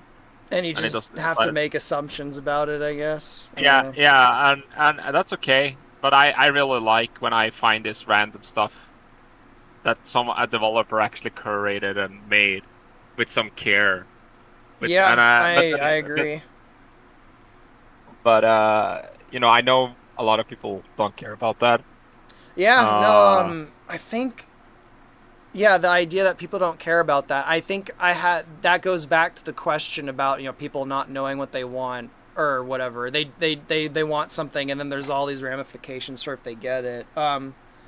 The idea of like a game that's like a linear story with cutscenes or whatever, like no one seems to want that anymore. But that was something everyone wanted like 10 to 15 years ago, so yeah. Yeah. That was something I meant to bring up back then. The story-based cutscene video game that everyone seems to want to abolish to oblivion. That is something everyone fucking wanted all throughout the 90s and the 2000s. It's the reason Final Fantasy became so popular, is because, oh my god, the cutscenes are so amazing. Like, everyone wanted that, and then we got it, and it seems like, I don't know, people didn't like the ramifications of it or something, so... yeah. Yeah. Anyway, sorry to go backwards. Let's see, Lord of Creation is asking me a question involving the yokai. You can see it if you scroll back up. I don't know if I'm going to find it if I scroll back up. What about yokai are you asking me? You mean the Japanese spirits or whatever? Oh yeah, if you have if you know about, I think I remember if you know about them and if you have a favorite. Oh, well, I don't know if I have a favorite, but I do know about them. In fact, I had a suspicion that the goat, I'm just gonna call them the goats because everyone thinks they're goats. I know they're dragons, but the goat guys in the new Zelda game, there's this hybrid goat ox yokai in Japanese mythology that has like a third eye on its head that looks very similar to those goat things in not Breath of the Wild, the new one. I had a suspicion they might have been based on that yokai, but so yeah, I know the yokai, but I don't know if I have a favorite one. I know about the kami. I know a lot of. As an outsider, I feel like I know quite a bit about Japanese mythology, but I'm an outsider. I'm a filthy gaijin, so I don't know all the real I'm not Japanese. I haven't really lived in that culture, so. I like yokai. I think they're cool. My suspicion is they want to fuck over humanity, so I'm suspicious of them. I mean, yeah. Not every yokai is malevolent, but a lot of them are. Yeah. I mean, even all the commies seem like they have shady agenda. And like much like a lot of pagan beings, like Greek gods definitely want to fuck over humanity. I really like I like a lot of the yokai, but the one with the Kuchioma, with the lady with the mouth on her hair, I think that one's pretty cool. But there's so many of them I like. I liked a lot of them though because I like horror. So yeah, I was gonna say a lot of them just feel like perfect fodder for horror stories. Like the one that shits out rivers or whatever. Oh yeah. I forgot what it was called. It's like only in Japan. But yeah, yokai are cool. I feel like I mean a lot of cultures have interesting like beings. A Japanese ones gets a lot of attention because they are portrayed in a lot of media, but like a lot of cultures are very interesting, like mythological or folklore beings. Being Scandinavian, I mean, we have a lot of interesting folklore creatures. Like everyone knows trolls and stuff, but there's your damn Jotnar. yeah. But there are a lot more. There are a lot of them that maybe are not so popular. Are really cool. I guess there was that game that I think it's a Swedish game. It made like it kind of looks similar to what is that called? At least I can't think of it. But the name of the game is Bramble, and that one had featured a lot of like cool Nordic folklore creatures that I don't see in games or let alone media often at all, which was kind of cool. Yeah. Yeah, I just played a game based in like different Norse mythology recently, but I can't remember what the hell it was called. It was like a Sim City kind of game where you're building up a Viking village or whatever. And all these clans like hate each other or whatever, and it just seems like it seems like at first it's just like a simple like kind of RTS, and then all these mythological creatures start showing up and draugrs start showing up, and you have to apparently Yggdrasil's been cut down. You have to like plant a new Yggdrasil. It was kind of the game itself wasn't that great, but it was a game that kind of delved into Scandinavian mythology a little bit more than some other games I played. I also kind of like that you didn't really expect that from the game at first. Like it just seemed like it was like a historical kind of game. And then it steadily starts introducing, mythological things to it, and you're like, oh, okay, no, this is there's draugrs, interesting. Like, you're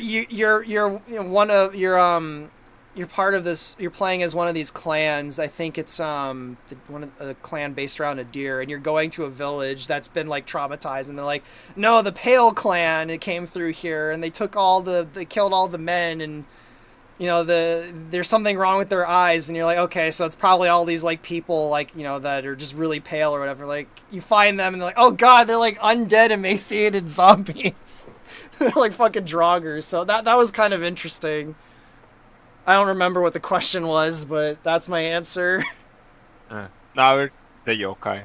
Oh yeah, the yokai. Yeah, I don't have a favorite. I guess the one that constantly shits out streams of rivers of poop. That's my favorite. I don't even I remember like its name. the I like the also Gasha Dokuro, which is like the big skeleton that just eats everything. It's kind of funny. It's like I mean the art there's an art from it from I don't remember which period it is, but it's really cool. Sounds just like something that'd be in Zelda. It's one of the it's like a ukiyo-e, you know those with the block prints, right? It has Yep. like a Japanese with yeah, it has like a really cool ukiyo-e print. I have a feeling it probably looks cool. I guess if you find it, I'll be the judge of it. Yeah, I found it. I can Awesome. DM you quick and see it. I'll see if I can Kind load it of. into this stream, but I'll probably break OBS if I try to. Oh, let me take a look at it. Oh yeah, I've Like seen that before. Yeah, it just looks like a really big skeleton. yeah, that's pretty much what it is. Hello, Hades. The people there, is that a Mataratsu on the left? No, I don't think it is. Oh, the two guys there that just look, or the one that's looking up at him, he just looks completely unfazed. It's just like, Yeah, they're like kind of whatever. annoyed. Oh, Is it's that this straw guy again. behind them, like wheat straw? Uh, That wouldn't surprise pull me it if up. it is. Like that if that is like wheat straw, that makes sense to me. Yeah, maybe Or it is. hay. Yeah.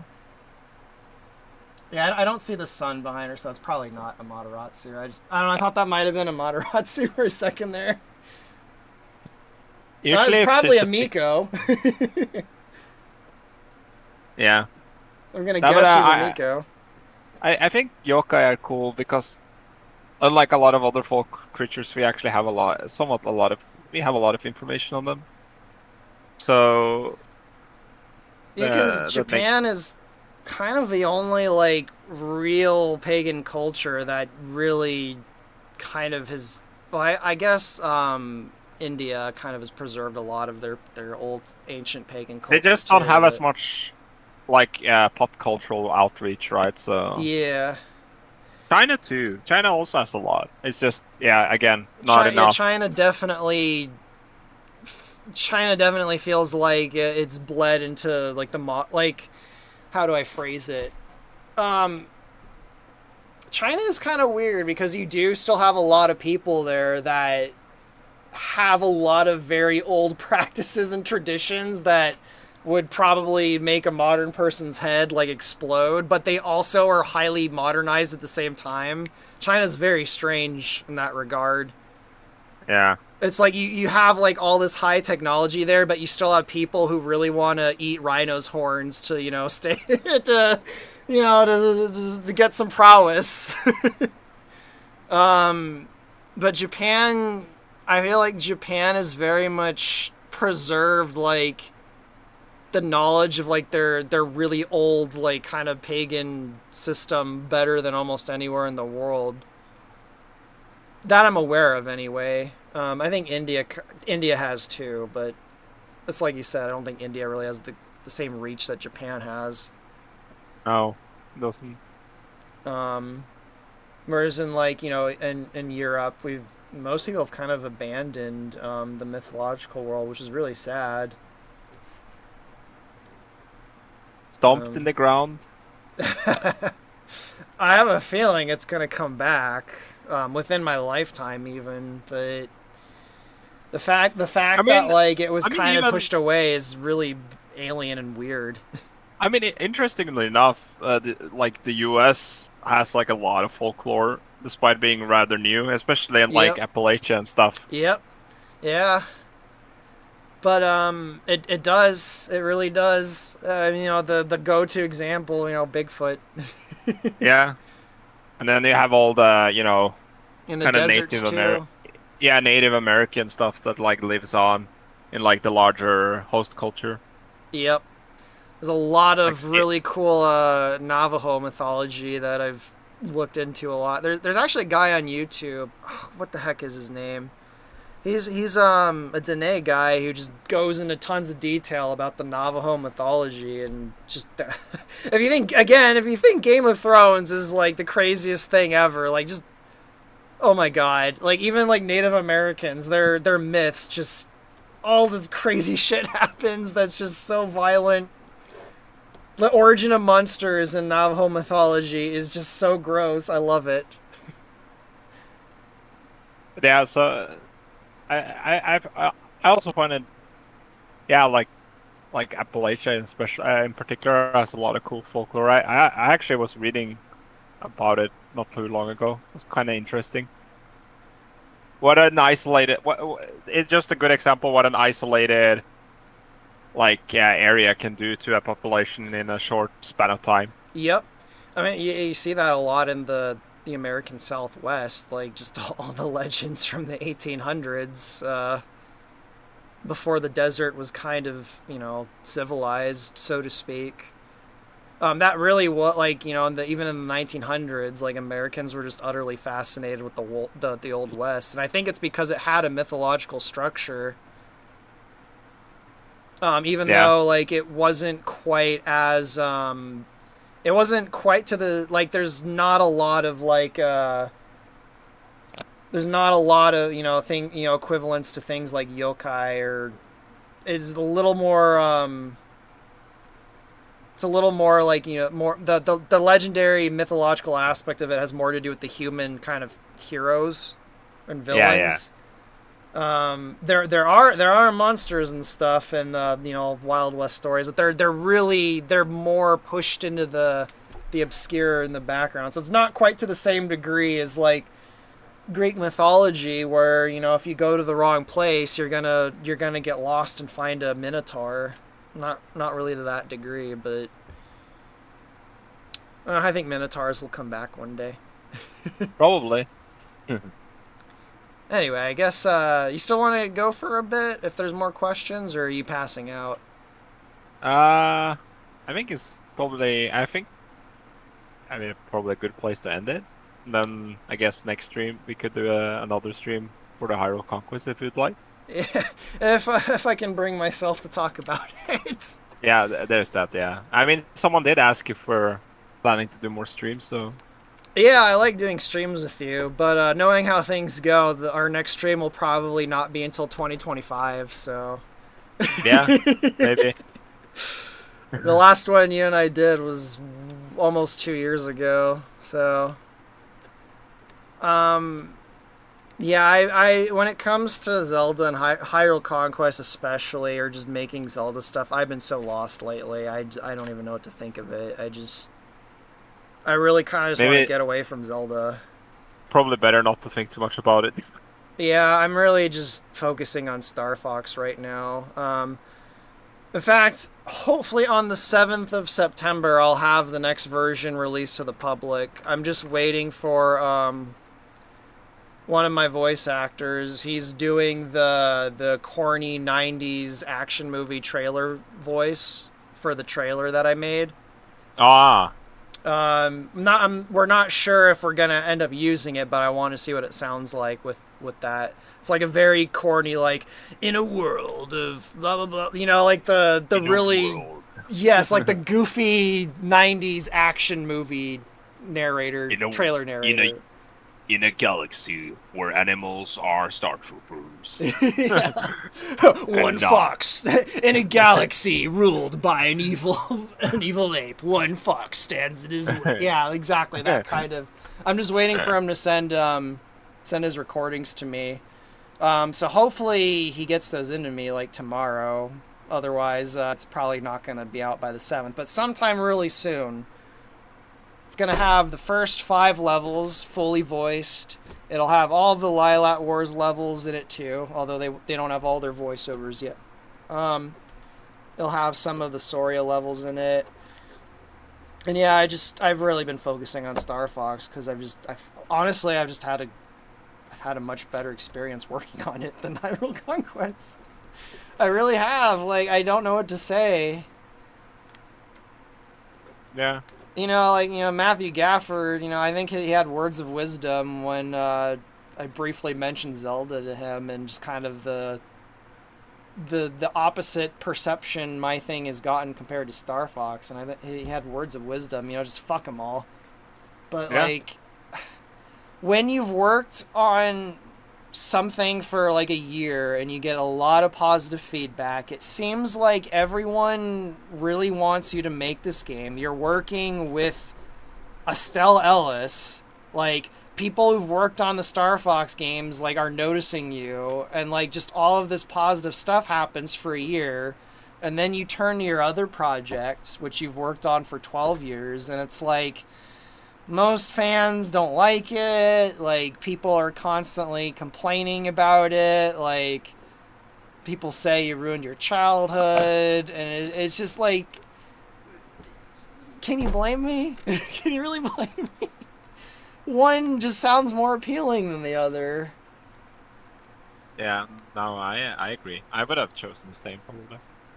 Yeah, so I've kind of I haven't worked on Hyrule Conquest in what, 6 months now, I think. I mean, I basically ended it. I think in the last live stream I did, I even mentioned like this is like the last version I'm releasing. I made an announcement like months ago that I haven't really been able to. Every now and again, I get this feeling like I should do something for Hyrule Conquest, and then I'll start and I'll just stop and then go back to Star Fox. Yeah. And then I also flirted around with making. Actually, you know this because you were part of it. I flirted around making an N64 Zelda game too, which might still happen one day. I have a feeling you probably would rather me make that than Hyrule Conquest. Yeah. Yeah. Duh. Yeah, so I don't know, maybe I should, I don't know, maybe I should gravitate towards that. I don't know. I don't know what the hell to do about Zelda, so I'm just gonna kind of stay away from it for the time being. Probably.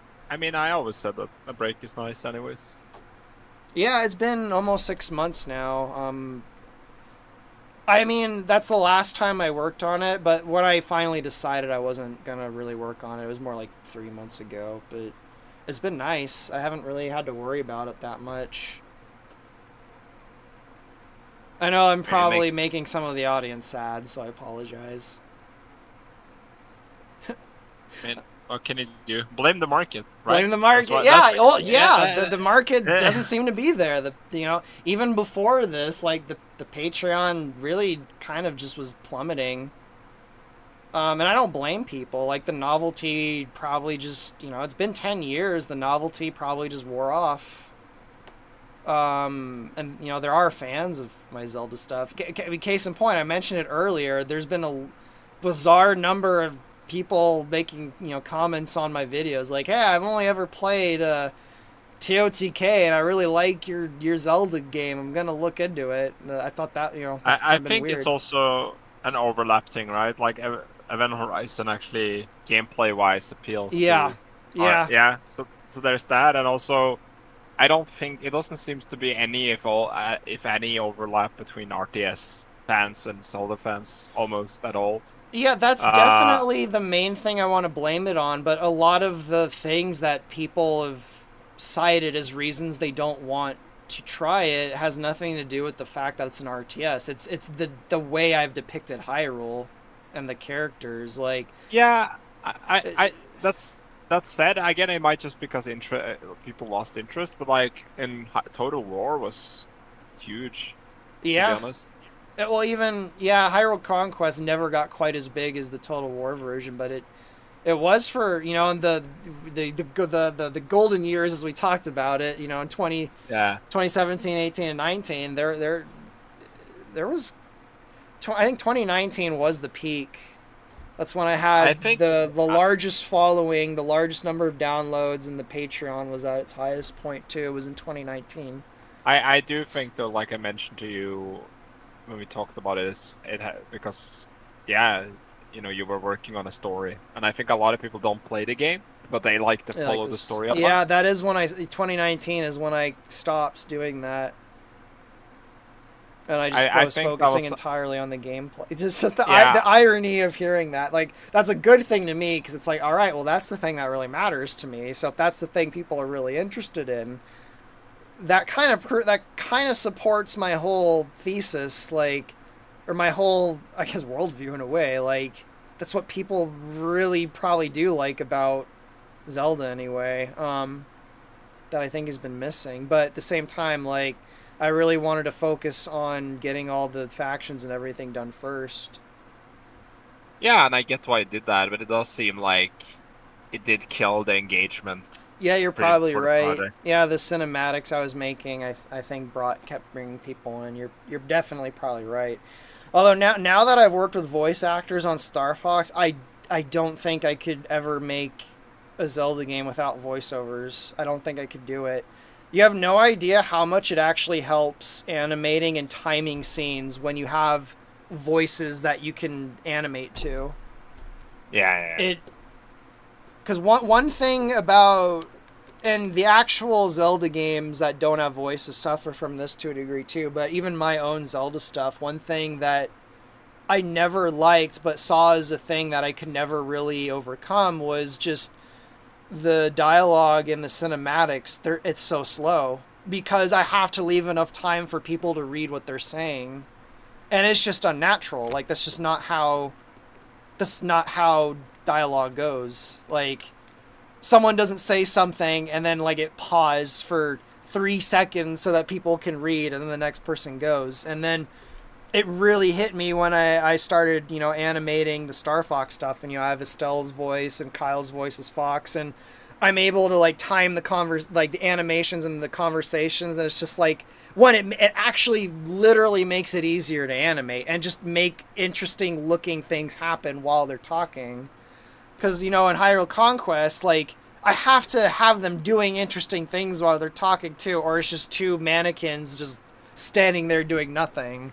And also, that's the other thing when you have voice acting is that so you have the script right, and it yeah, looks good in written form, but then it looks clunky when it's animated. But yep, when you have voiceovers, you can catch that much sooner. yep, That the dialogue is long-winded or clunky. yeah, and my voice actors, a lot of them have just come up with really good lines or improv on their own. Like my favorite one. Have you seen the animation I did where Fox and Crystal meet each other? Yeah, yeah. Yeah, the line when Crystal's just like, "Oh, we need to go see my father like right away," and then Fox is just like, "Oh, introducing me to Daddy already." That wasn't originally in the script. That was entirely spontaneous and improv. And Estelle and I thought it was so yeah. funny. I'm like, that's staying in. That's something he would say, and then that's something that would go over Crystal's head, and it just goes over her head, and she's like, "Yeah, it's just a few days up the hill. Follow me." Like, so stuff like that can happen too. That just doesn't happen in the Zelda stuff because there's no actual voice actors. The problem with doing a Zelda game with voice actors is there's like 500 characters that need voices, and Yeah. a lot of them are female too. And I've really, even with Star Fox, I've really struggled to find a lot of female sounding voice actors that want to do it versus male sounding voice actors. For the female characters. Quite a few of the female characters in Star Fox, they're voiced by like the same 3 voice actresses. Yeah. And there is a lot of female sounding characters in Zelda. There's tons. So that I feel like that might, but at the same time, if it's Zelda, there's also a much bigger audience than Star Fox potentially. Yeah. I don't know. I do know at least 2 or 3 people doing voices for my Star Fox thing right now that could do Ganondorf though. But yeah, I don't know what the hell's going on with Hyrule Conquest. It's so weird. Like I'm so certain like about Star Fox right now, and like everything is just kind of on a path that like I don't really have to think about much, and then Hyrule Conquest, like, I'm just lost. But Yeah, I really do think. I've been saying this for years. I do think ultimately, the problem is, and it's not really your fault or anything. It's just the engine, the zero, the zero Oh, AD Zero engine. D's Just engine. yeah, it's just It needs a bit of work. yeah, and also because the things that I think would engage people, right? It's just not there, and you need to build it from the ground up, and it's gonna take too long, and that means like long sweats of time with no content to engage the audience, right? Yep. Like I think like in Total War, a lot of people just like playing, The freeform campaign. yes, Yep. yes. Yeah. No, you're absolutely right. I'm guilty of it myself. I played hours and hours and hours and hours of Hyrule Folklore on the freeform campaign because it's So did fun. I. And the funny thing with the freeform campaign in Hyrule Total War is that it's like world building. It's like active world building, right? Yep. Even if it was a clunky ass engine, it feels, I don't know, it feels real in a way that you can't really replicate. And then you have the story going on, and people are like, getting to know all these factions, and it's in the story, and it just engages the audience, right? Yeah. Yeah. Like I think that's the main reason why it seems like, even though there was a bit of a boom into 2019, I think earlier why people were so interested in the factions is because they feel lived in, because they were, and I think the freeform campaign was a big reason for that. I think you're probably right, yeah. I mean, I wanted that in the Conquest version. It just wasn't the biggest priority because a rudimentary version of that is in the engine now, but it's like it's really basic compared to the Total War. Yeah.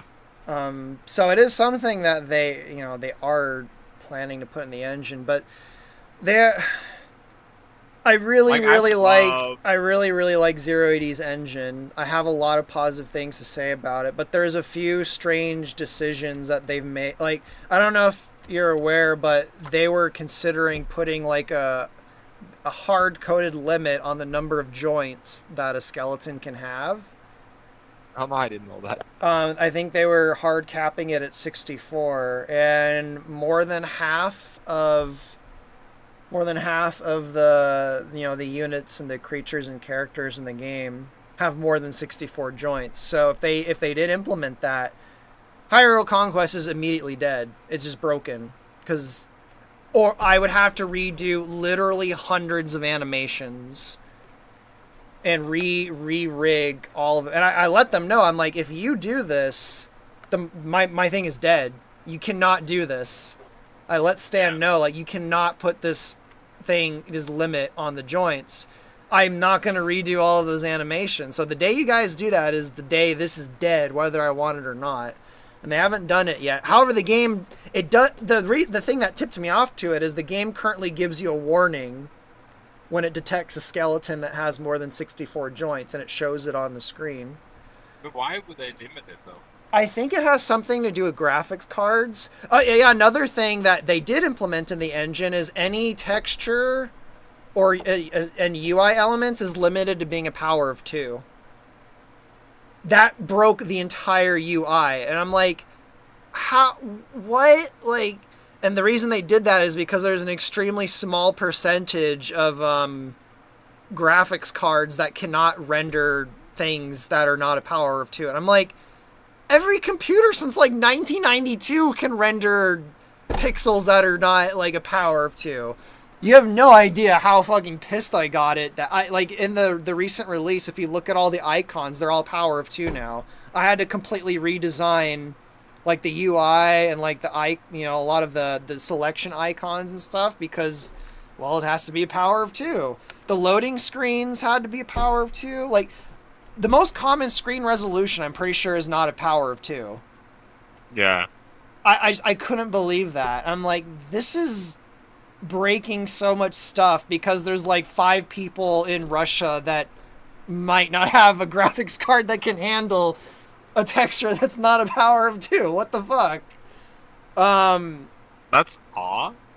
Yeah, so there's some very small but bizarre changes that they've been making to the engine that have just, I feel like, are strange. Those two are the first that come to mind. Like the putting a limit on skeletons one. And the thing is, if I knew from the start that was going to be a thing, I could have accounted for it, because Total War had a bone limit too, which was even lower than 64. So like I could do it. Like if I knew years ago that 64 was the limit, that's what I would have stuck with. But it's been like what, 6 or 7 years now that I've been working in the 080 engine, and I've already rigged, skinned, and animated like hundreds of creatures, and each of them have tons of animations, and most of them have more than 64 joints.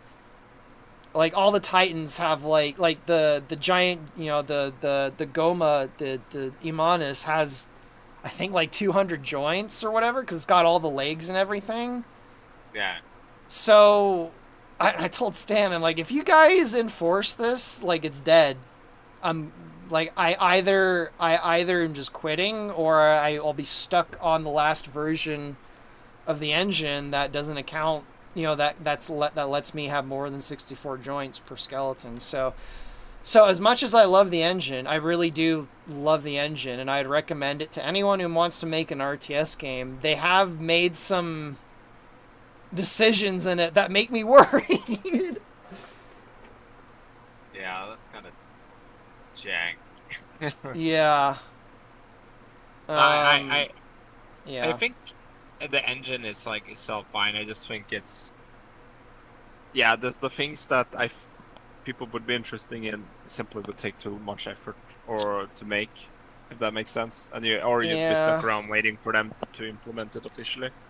I mean, I have a feeling the stuff I really wanted to do is not the stuff that most people would be interested in, though. At least Zelda fans, which, like, or at least in any significant number. That's my theory, anyway. I don't know. I do think if it had freeform campaign, it would fix a lot, honestly. Well, maybe I'll bother Ascaris and Exo and be like, hey, let's just make this the focus in the future then, is the freeform campaign. Which I know that's what Ascaris wanted the most. He wants a freeform campaign, like Total War. But Ascaris is super busy. A freeform campaign with like the updated lore and everything would be amazing, because the world building is really good, so I think it would be really cool to play. I'll think about it then, but if I do anything with Hyrule Conquest, it's probably not going to be for a while. Which means I'll probably message you in 3 days and be like, hey, here's my shit for Hyrule Conquest I thought about after the live stream. Here's what I'm going to do with the goats. I think it's good that you focus on Star Fox. So. Yeah. No, I'm focusing on, regardless. Like, even, let's say even if, like, you know, I wasn't sick of Zelda, and, you know, I had, like, a nice, you know, a more positive reception to it. Like, with the way Star Fox is going right now, I just don't really have time to constantly bounce back and forth between them. And, you know, if we're going by numbers, pure, you know, cold numbers, like, it's Star Fox, man. Like, I don't know what to say. Way more people seem interested in it, just pure numbers. Maybe that'll change in a few years' time, but yeah. Worry about it then. So, I do see it seemed like the chat stopped for a while, then someone asked a question. Yeah, I did. I mean, we kind of said we're gonna wrap it up and then spend. Oh yeah, sorry. I ended up going on for a bit. I'm sorry. No, it's okay. I think this chat like, oh, okay, so. Yeah, the thing is, the 0AD engine is open source, so in theory, if they did like put that limit on skeletons, if I had the right person, they could remove it. But yeah, I don't really have someone who can consistently do that stuff for me, so. Exo and Ascaris are both very busy with their own life, and you know, I don't want to blame them for anything, but I definitely think that's also contributed to I guess the decline of Hyrule Conquest. Is they haven't really been able to help much over the last several years, and I've kind of just left on my own. So yeah, I don't know if there's anything else you want to talk about. We did say we were going to wrap it up, so maybe we should. I don't know, you want to talk Yeah, about goats? What to do with the goats, or save that for another time? we stay there for another time. Yeah, I honestly, might my also TLDR is I just don't even want to use them. probably the best idea. Yeah. There we go, everyone. There's my plans for the goats. Just nothing. A big nothing sandwich. So I'll come to you in like 3 days with a really detailed outline for all of their units and mechanics and the background lore and everything, and then I will just not know what I did with my life. I'm just kidding. I'm just kidding. I don't know, maybe a little bit. I don't know. Anyway, I guess thanks everyone for tuning in and the ones watching the VOD later. yeah. I do see one more question I'll answer really quickly. The King of Games asks, yeah, it's a question. Well, since the stream is still going, I want to know what has been the one thing that you enjoyed working on when it came to your Star Fox game. I think the answer to that was probably a little bit obvious. Meeting my favorite voice actress and like getting to actually write dialogue for her and then have her speak it and like listen to her record it and like go back and forth like that was genuinely magical. That was something that was so surreal it doesn't even feel like it happened. That's probably like without question that's probably the thing I liked the most was getting. I mean, every time I have one of those sessions with Estelle, which we haven't done it lately because she's been so freaking busy with other things. But every time that we've recorded dialogue or whatever, recorded her lines, it's like magical every time. Actually, I have a clip I recorded from the last one where I kept telling her like I'd be quiet while she's saying a line or whatever, and I kept saying stuff, and it was the line. Oh God, what line was it? She was just. I think it was the line where she's telling Randor and that like we're almost at the top of the mountain. So she's like, "Father, we're almost at the top of the mountain, and Chasen won't shut up in the background." And she like said it completely in character, like without laughing or anything, and I don't know. That was just one of those things that was just really awesome to hear. I have that clip recorded too. I don't know those things like that. I've really liked just getting to meet her and work with her. So much that I've been really sad lately that I haven't been able to work with her much lately because she's so busy with a bunch of other things. But yeah, there's a lot of things I've really enjoyed with Star Fox. Even all the other voice actors, like they're all pretty great voice actors. Like they don't have like the history behind them like Estelle, like, but they're like the guy I have voicing Peppy and Randor and Steven. He's fucking amazing. He's also the guy I'm having do the goofy 90s action trailer voice. I'm using him in my original stuff too, and you can bet your ass if I ever do voices in Zelda, he's probably gonna voice like half the characters. He is fantastic. He's genuinely a really great voice actor. He's probably like the best voice actor that I've come across like in a very long time. He's great, so I'm gonna use him for everything. So hopefully that answers that question. And I guess that's the last question I'll answer for tonight because I think Deox is probably passing out. No. Oh, okay. Nah, but yeah, I don't have anything else to add right now. Maybe I'll keep you around for a little bit after the live stream. Sure. All right, then I guess we'll end the stream. Thank you, everybody. Hopefully you had fun. Hopefully that topped our last live stream, and hopefully we'll do another Deox Lives live stream in less than a year and 8 months. No promises, though. We probably won't be doing another stream till 2025, let's be honest. I'll do streams by myself and with Estelle and other people at Gafford, but Deox, don't count on it for another year and a half. I'm just joking. I'm not signing any contracts. Yep, yeah, no contracts. All right, we'll see you, everyone. Hope you liked the stream. Everyone. And end stream.